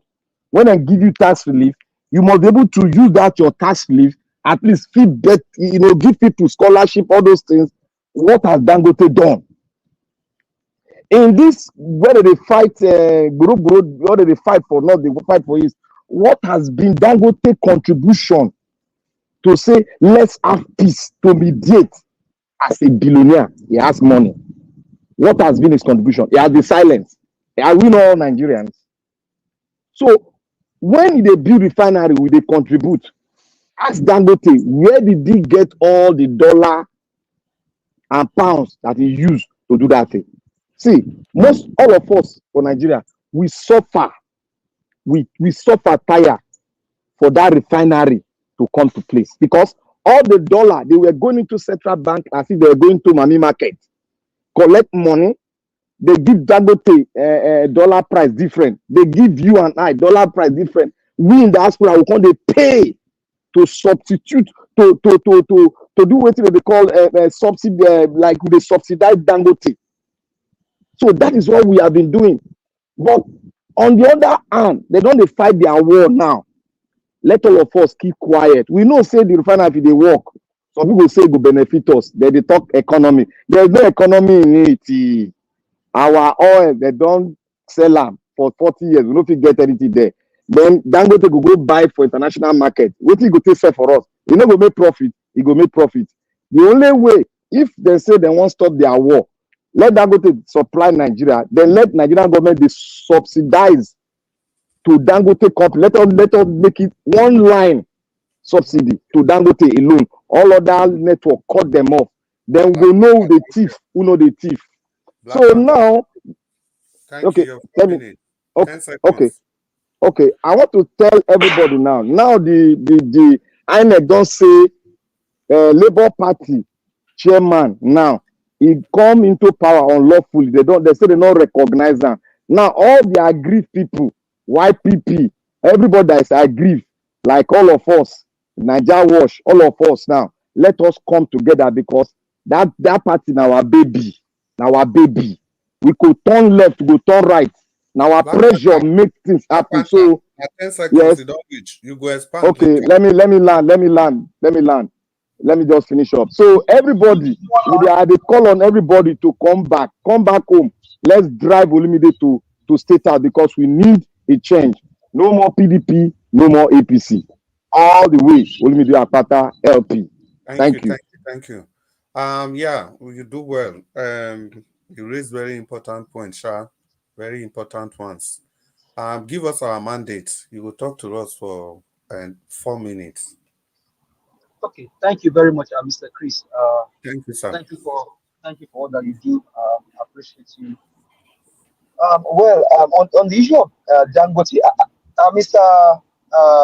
Odua, thank you because I think you would have paid attention to that comment section. It's just that sometimes I pity Nigerians. Hey, you are sympathizing for Dangote. You are telling me Dangote employ 80,000 people. You are telling me Dangote build refinery. Hey, I don't know what to say to you. But Mr. Odua has been able to enlighten you. Pitting Dangote, the fighter and the fightee, if there's any word like that, the fighter, Tinubu, and the fightee, Dangote, they are the same. Same price, comparison. Tinubu could not buy a Jeep before he became president. When he became president, a Jeep was bought instantly. You think Tinubu loved Nigeria that much? That is starting Dangote. Hey, you better think twice. Tinubu does not love Nigeria and Nigerians. He's only fighting for himself. He owns that. He owns Ohando now. He owns a Jeep. The last time I checked, Ohando is not selling water. They are not selling salt. They sell oil. They sell oil. They sell kerosene. They have gas station everywhere. A Jeep. The last time I checked, they've not changed what they are selling. They deal in oil and gas. So you think Tinubu will allow Dangote? The fighter and the fightee, they are the same. They are not different. The only difference among them is that Dangote did us boju. So you want me to be clapping for Dangote when they give my own when they give my own patrimony to Dangote? He's buying house in Georgia and all over the places. So I should be clapping for him. Oga Dangote, you mentioned Ibeto. You guys forget flour mills of Nigeria. Flour mills was selling. They also sell cement now. At least my dad worked for flour mill for several years. Dangote came. Go and check flour mills of Nigeria and see if they are doing well. All because one man from the north must own the refinery. So for me, there is nothing for me. There's nothing about Dangote that should move any Nigeria. They are all evil people. They are all satanic agents. Okay, now there is hunger in the land. Dangote sells spaghetti. He sells food. Has he reduced the cost of food, the price of food in Nigeria? No. Price of food is still high. So If this guy, if he means well for Nigeria, he should have been able to give palliative to people free of charge. They do it here. Round up, sir. So what has he done for the people? So Delight, I now come to you. I beg you now, don't forget, Papa, Mama, Pikin, Olumide Osaigbo Akpata is your clear choice for this election. Let's go all in, galvanize people, talk to people in the village, in the suburb, in the city, and all over the places. Let's take Olumide to the end. The end is Ozadebe Avenue. That is our final bus stop. This dance that we are dancing, this joy, this shout, will take Olumide to the end, and that end is Ozadebe Avenue. Not Aswe Godalo, not Iodalo, not Opeolo, not Okubwa, but Olumide Akpata. Thank you very much, sir. Yeah, thank you so much. Give us our mandate. Oga Malik, I'll come to you shortly, but let me quickly make this point. You see, people, Nigerians, the lesson you people ought to learn from Dangote is this. It's very simple. If you are pushed to the wall, you have to fight back.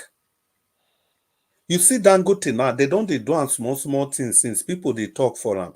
But this one now, they don't hold them for the most secret part of his anatomy, like Dr. CM they talk. So now he can come out by himself, talk. Nigerians, the suffer don't hold us in the dearest place of our heart. So that is why you must come out for that. Don't wait for person where they diaspora. All those talk. I don't know which kind of talk be that. You see Dangote now, he by himself come out. So this one's supposed to give you example. See a billionaire. When this thing, the fire don't burn am for Nyash, he come out by himself, talk. So now the lesson we expect, say Nigerians go learn from this. Nobody go fight your fight for you unless you fight. And if Dangote if he fight for himself, then you stay inside as the fraccara. They wait for somebody for US make come fight for you. Instead they protest now. So Nigerians it's exactly what I'm saying. That's the lesson Nigerians should have learned from this. And not to pity any person. Just learn that no matter how rich, no matter how comfortable you are, if you are faced with a challenge, you have to fight it out yourself. Don't wait for any God, don't wait for any diaspora, don't wait for any person. So Abdul Malik, can you talk to us, please? It's your turn. Yeah, good you evening. Have 4 minutes, sir. Good evening, Chris, once again. Good evening, my brother. Good evening, sir. 4 minutes. Yeah, good evening. You see, there is something somebody said now, which is CM, and it's very good. You see, which is good in North. You don't come to Nigeria pause. Okay, and the oil in Niger Delta, you come to Nigeria pause. The people that represent the South, that represent Niger Delta, for House of Representative, what are they doing about it? You see, they are there, they're quiet. They don't react, they don't talk. Abdul Malik, I beg 10 seconds. I beg my people, may we clap hand for somebody who just support this channel. Despite the time of the day, Malik Lukman, God go bless you. Your pocket no go run dry. Where that money come out from, many more go they come from there. God will continue to bless you. Thank you so much. And I will encourage everybody to follow his footsteps. Now, no, say this 30 minutes, so now bonanza, at least make we do and let it be the words, let it be a worth our while. So use the like button, use the share button. Let's engage in this last 30 minutes. Now, bonanza. So let's all of us contribute to this station in any way we can. Use the dollar sign, use the share button, use the like button. Abdul Malik, continue. Thank you. Okay. You see, even then, Ken Saro-Wiwa is from Ogoni, Port Harcourt, River State. That is what he was fighting for his people. Because Ogoni, they are the one that have that oil, mostly in Port Harcourt. But if Ogoni is a tattered place in Port Harcourt, there is no development there. That was what Ken Saro-Wiwa was fighting Abacha is the one that buy him. And most of the prominent men and the chiefs in Niger Delta, they sign, they compromise, they sign that they kill the guy. You see, because if thief want to come to your house without information, without somebody around that house or in the house or around there, don't give them proper information, they cannot just come. Neither data, they are the problem. Most of them, because they are betrayer, they are betrayer, they betray their brothers. If they bribe them, they will betray their brother. Because I live in Port Harcourt for like how many years before I leave Nigeria. You understand? The problem is this: the people that are represented there in the House of Representatives, they see now that they are oil. Okay, Nigeria government take over their oil, but the gold in the Zamfara, is private, the private sector, just like somebody privately is dealing with the gold. Why can't they deliberate that in the House of the House of Representatives in Abuja there? Why that can't raise the emotion? You understand? I don't really know Nigeria. Many people, they have very big problem there. Because the country, the people that are supposed to govern us well, the one that are in the position, they are not supposed, they don't supposed to be there. It's the one that they're supposed to be there, they are not there, which is very bad. That is the problem we have. We have never get it right. My brother, round up, sir. According to what somebody said, when we have the electoral, when we get the electoral right, we get everything right. I believe that this coming election that is coming now, let them make sure electoral aspect of it, they get it right. They do it from a polling unit. When you vote from polling unit, they transfer it to the IRF direct. Thank you, sir. There is no way to be ringing election. Thank you very much. Yeah, you do well, my brother. Of course, if we get electoral system right, I think we will get most things right. Even if we fail, the person where you elect not do well, you know, say 4 years, you can change the person. Not with this one where person will ask you whether you want a Edo State back, we'll give you a Edo State back. Well, Mr. Oduwa, you did that, so. Yes, thank you, Baba. May you talk to us. Thank you. As I used to say, you see, when people to learn another man language, get paper for it, cause certificate, they say we are on top of the world. So they lost the real sense that make them human.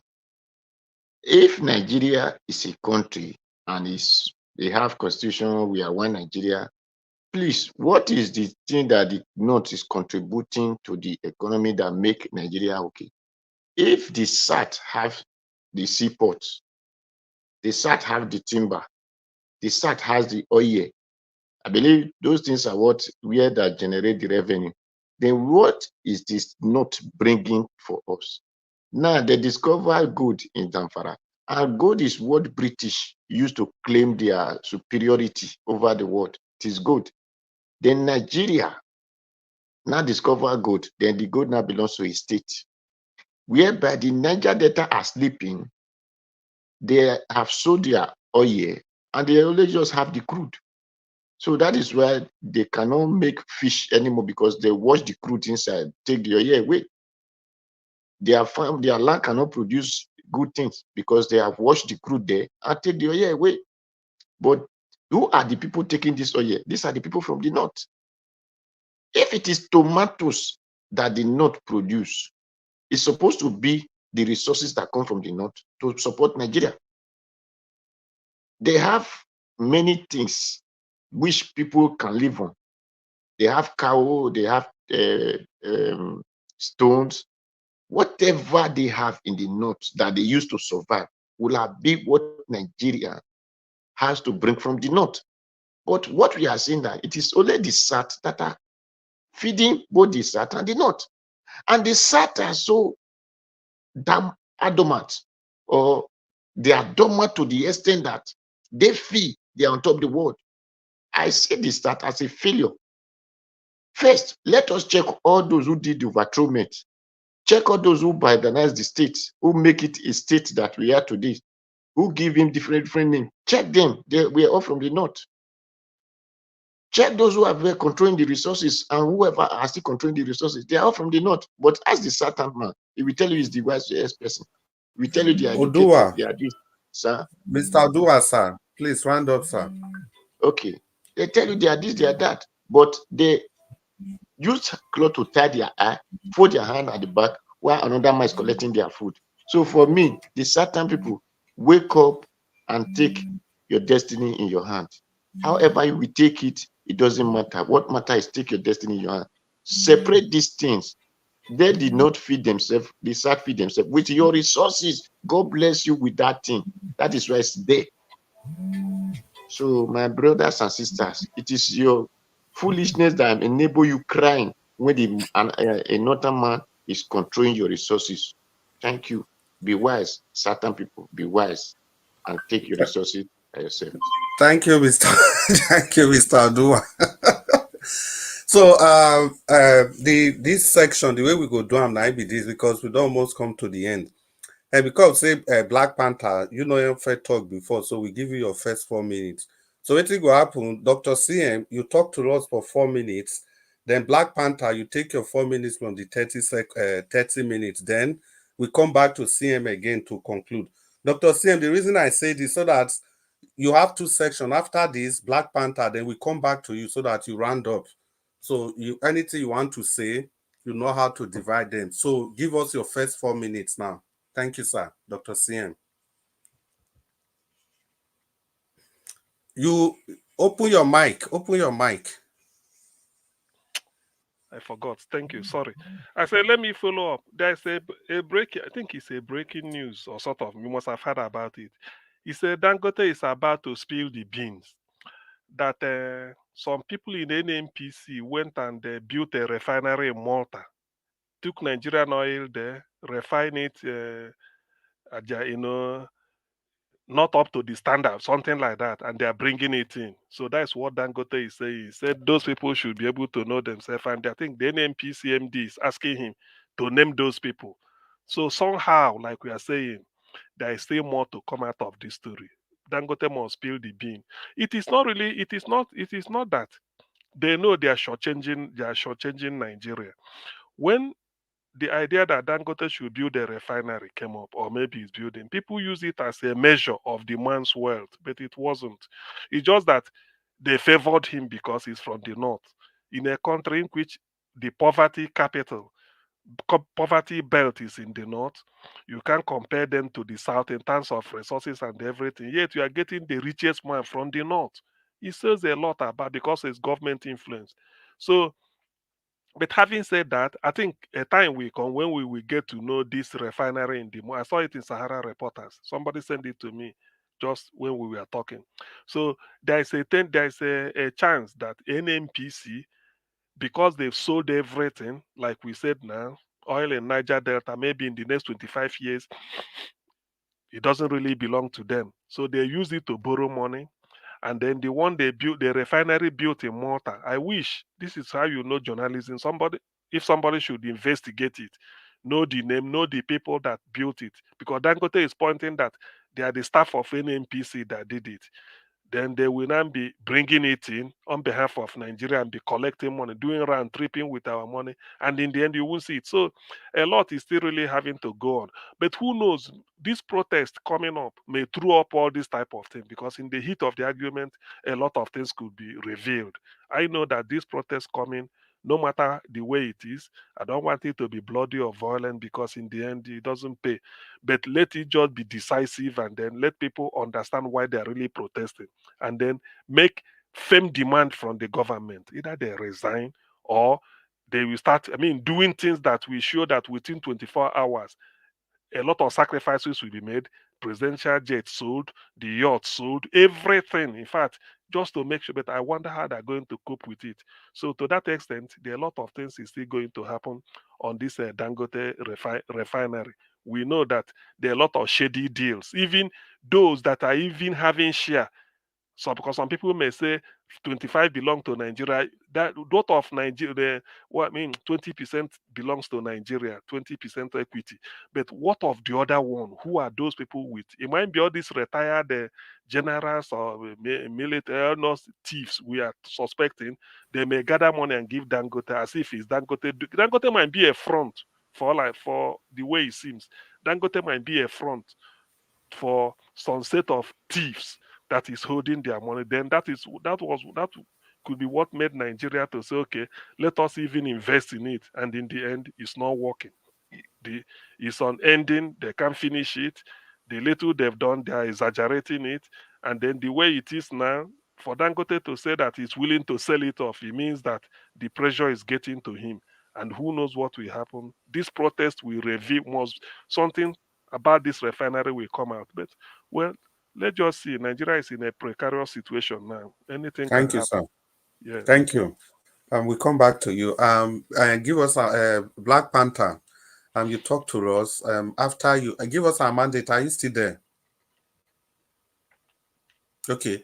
Black Panther, just talk to us so that we can come back to Dr. CM Arando. Black Panther. Okay. Thank you, moderator. Thank you, sir. Thank you, Augustine. You talk and well.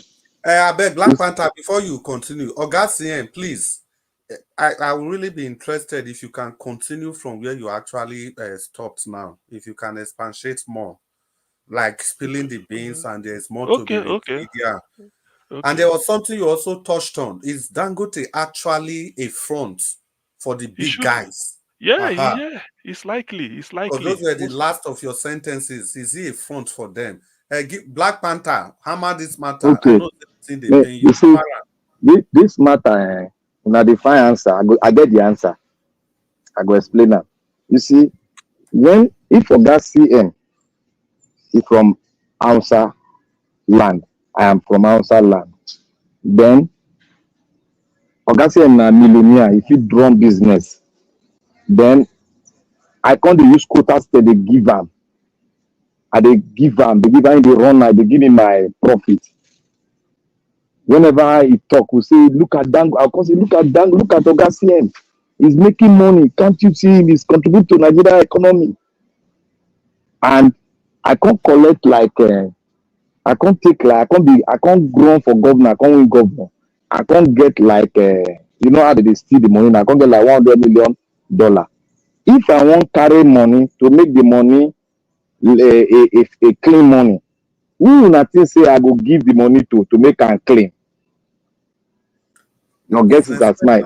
Now Dangote, now I will give because now Dangote I feel trust because he trust me to give am business for government, and I trust am to take the money, do business, give me my money back with interest. So all the talk about who did the front, now Dangote be the front man for all the looters from the north.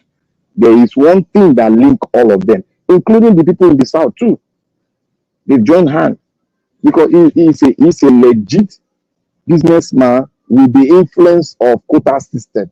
Because anybody I talk and say that if they give my small brother money to take run business like the way they give Dangote, he will become millionaire within taking off an eye. Because in any way you make mistake, any way Dangote make mistake, they will still give am money with interest, lower interest, to take run, to take wake up for a business to wake up. You know, don't see when business don't close before. No.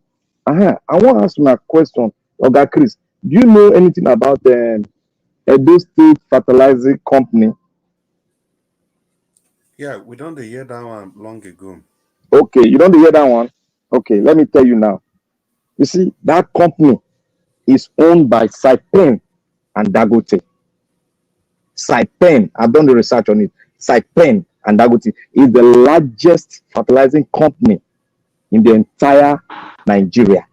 One, who gave them the land? If you see the land mass what that guy collect, it's secret though, but it's now in the media in the open. If you see the land mass of Edo State, that guy collect, and they now tag them Edo State Fertilizing Company.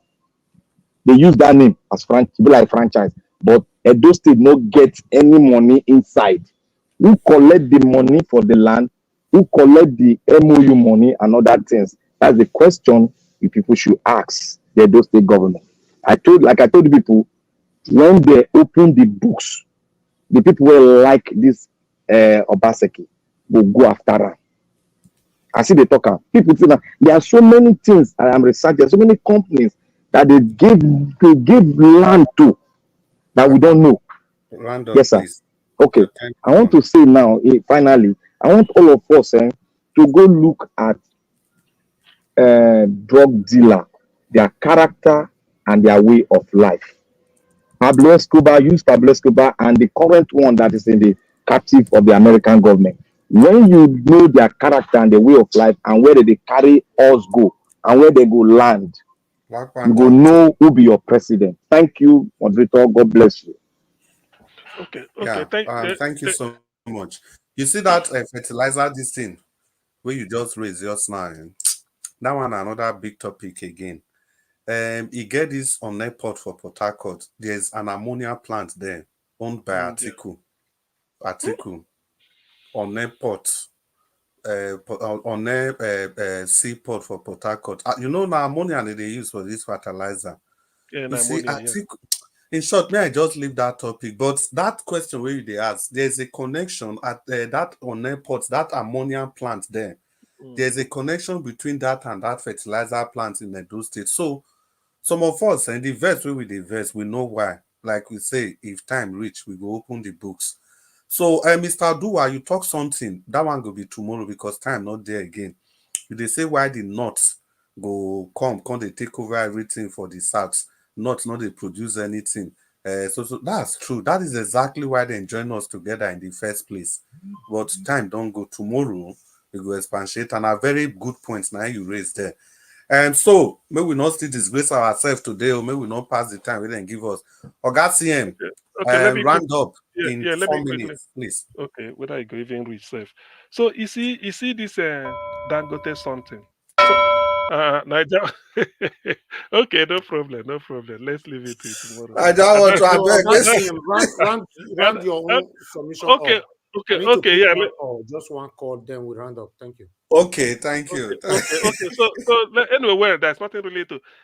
What I'm trying to say is that what I want to say is that you see sometimes there is what they call there's a tide in the affairs of men, which I don't know how brutal. I can't remember the position, but this protest coming and this Dangote revelation, there's a reason why they are happening. So many things will be revealed. I know Dangote is not a straightforward businessman. That is the thing. If not that Tinubu came on board, was wasting money and giving his background, he's not on behalf of Nigeria because he has bought yacht, presidential jet, and all these things he's doing. So one cannot, even if he's dealing with Dangote, just like trying to expose. Everybody wants to expose each other. The Fulani is after him, and Dangote is one of them. Tinubu might know that these are the people that are attacking him. So when I want to dig into Dangote, this thing. So I'm only hoping that with each day we get some revelation. There's a refinery built in Malta where Nigeria gets their crude oil. Who are the owners? That is the next thing. So hopefully by tomorrow, I will try to get across to somebody who sent it to me. Thank you. Wow, thank you very much. That was super. So, sir, Mr. Ninja, once again, we want to appreciate you and salute you for this sacrifice. Thank you for this extra 30 minutes, 2 days in a row. We appreciate you, sir. So the floor is back to you. Thank you, sir.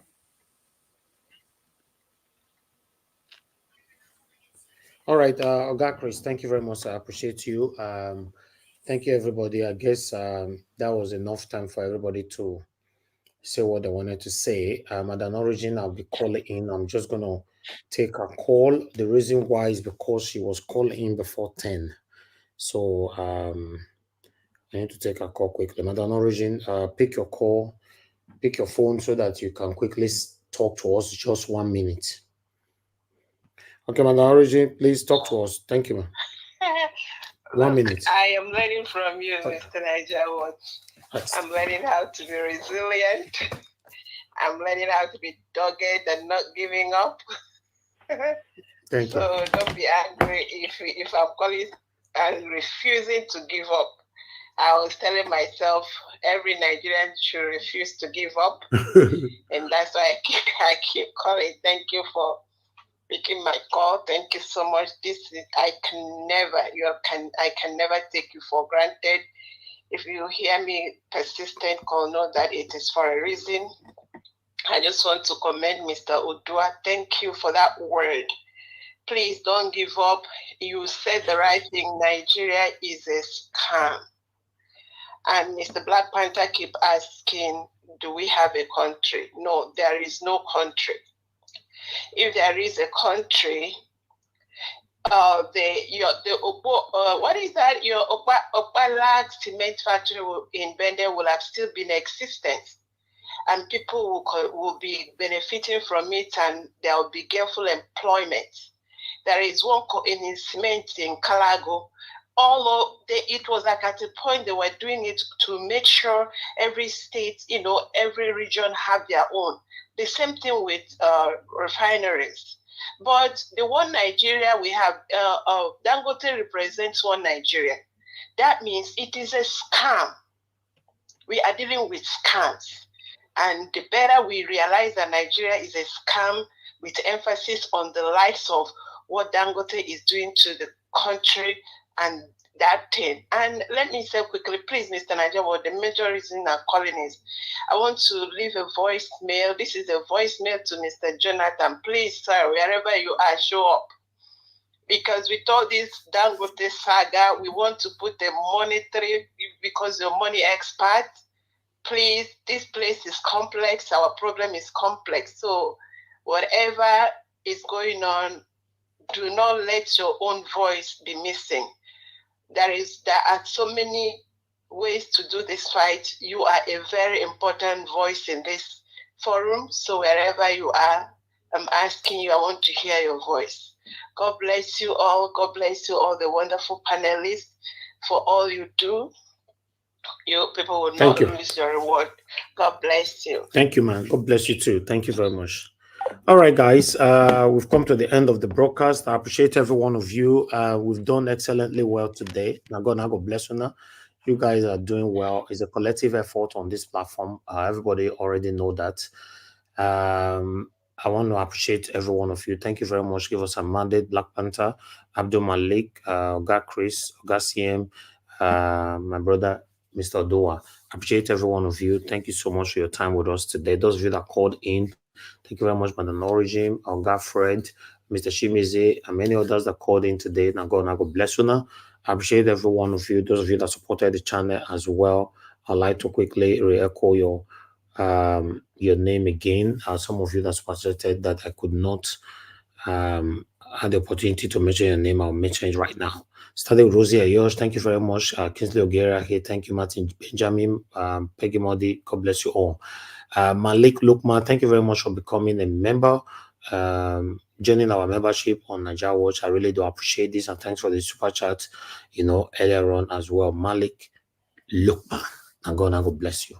I appreciate every one of you. People write down the comment section, starting from my mother of all Mommy Diaspora. Thank you very much, Mommy. I appreciate you for all you do. Thank you very much, Mr. Abo Azi. God bless you, sir. Thanks for your consistency. I'm very, very grateful. Thank you, Oga Chris, once more. Rosie Ayosh, thank you. Thank you very much, Michael Oganamaro. Thank you, sir. Thanks for all you do. Thanks for joining us every day. Every one of you right there, Madam Amebride. Thank you very much, man. I appreciate you.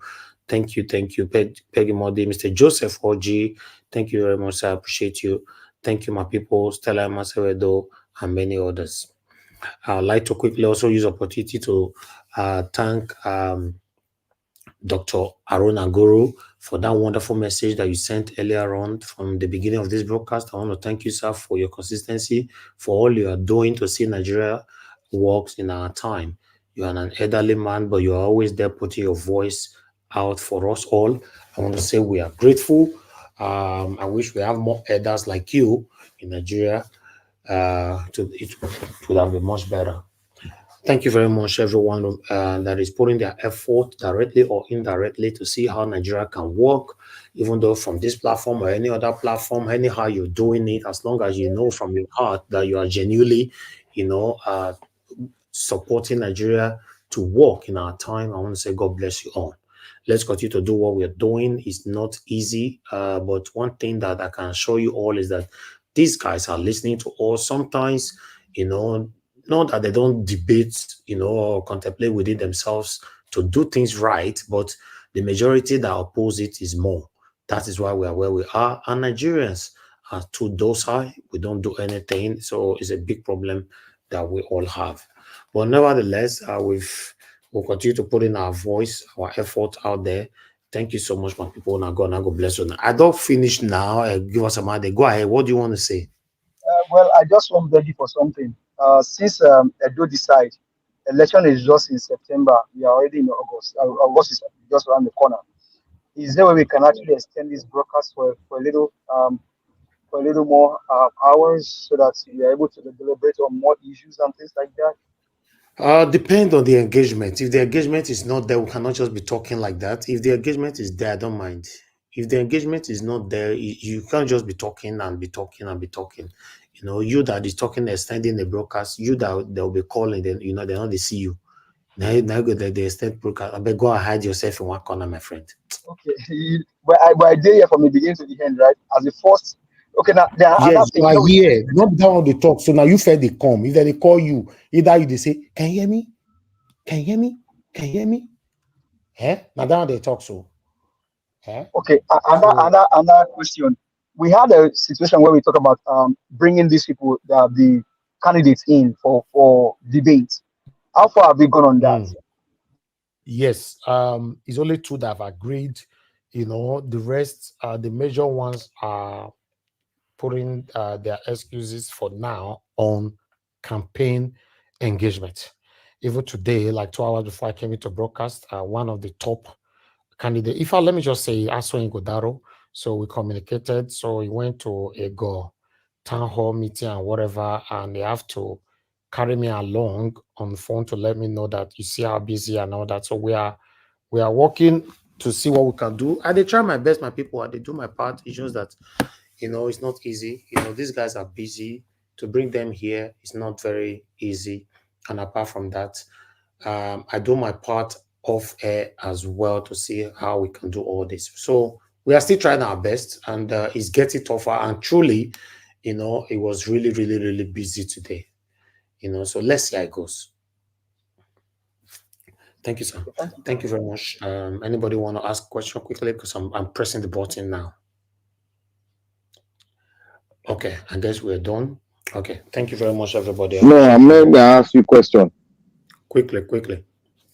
Why are you not contributing to Dangote issues on ground? Because I want to hear your voice.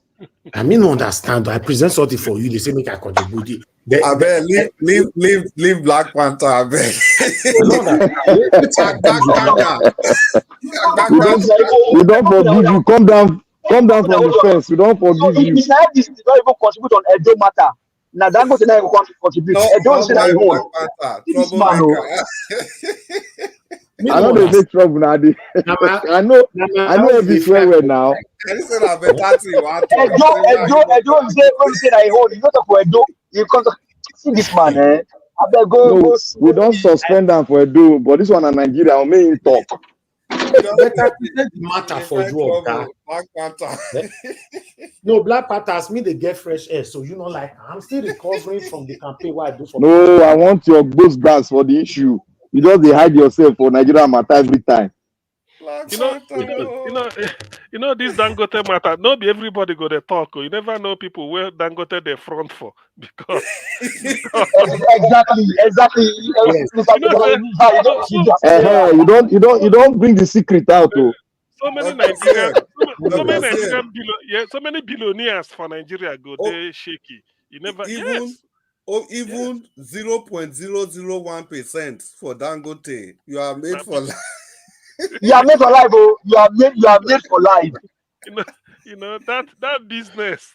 That business. I mean, maybe let Naira go. He has really tried 2 days in a row. Extra time. Naira don't sir. Question. Thank you. All right, people, I appreciate every one of you. This year, to be honest, now PS5 I they play for years, I they talk to them. Okay, PlayStation. I love it. Go keep myself for Nigeria, but sometimes. Yeah, no, so that you they make all the noise, say ping ping since all they talk. No, not be me, Oga. I mute myself. If Dangote collapse, so many things go follow and collapse. Just watch. Make anything we want collapse. All the things, Dr. CM. Now many people. All right. Anyway, I'm God now. God bless all our people. We've come to the end of the broadcast. Let's continue from where we stopped. Madam Iris Finance, you just coming in. Thank you very much for joining us. Good evening to you, man. So fortunately, they're closed now. So you're late come today, but you can still catch up later on. Guys, I'll see you guys tomorrow, 6 p.m. by God's grace, fingers crossed, so that we can continue from where we stop. Now we'll draw the curtain. Have a good night, and I'll see you guys tomorrow. Bye, and bye for now. Just one.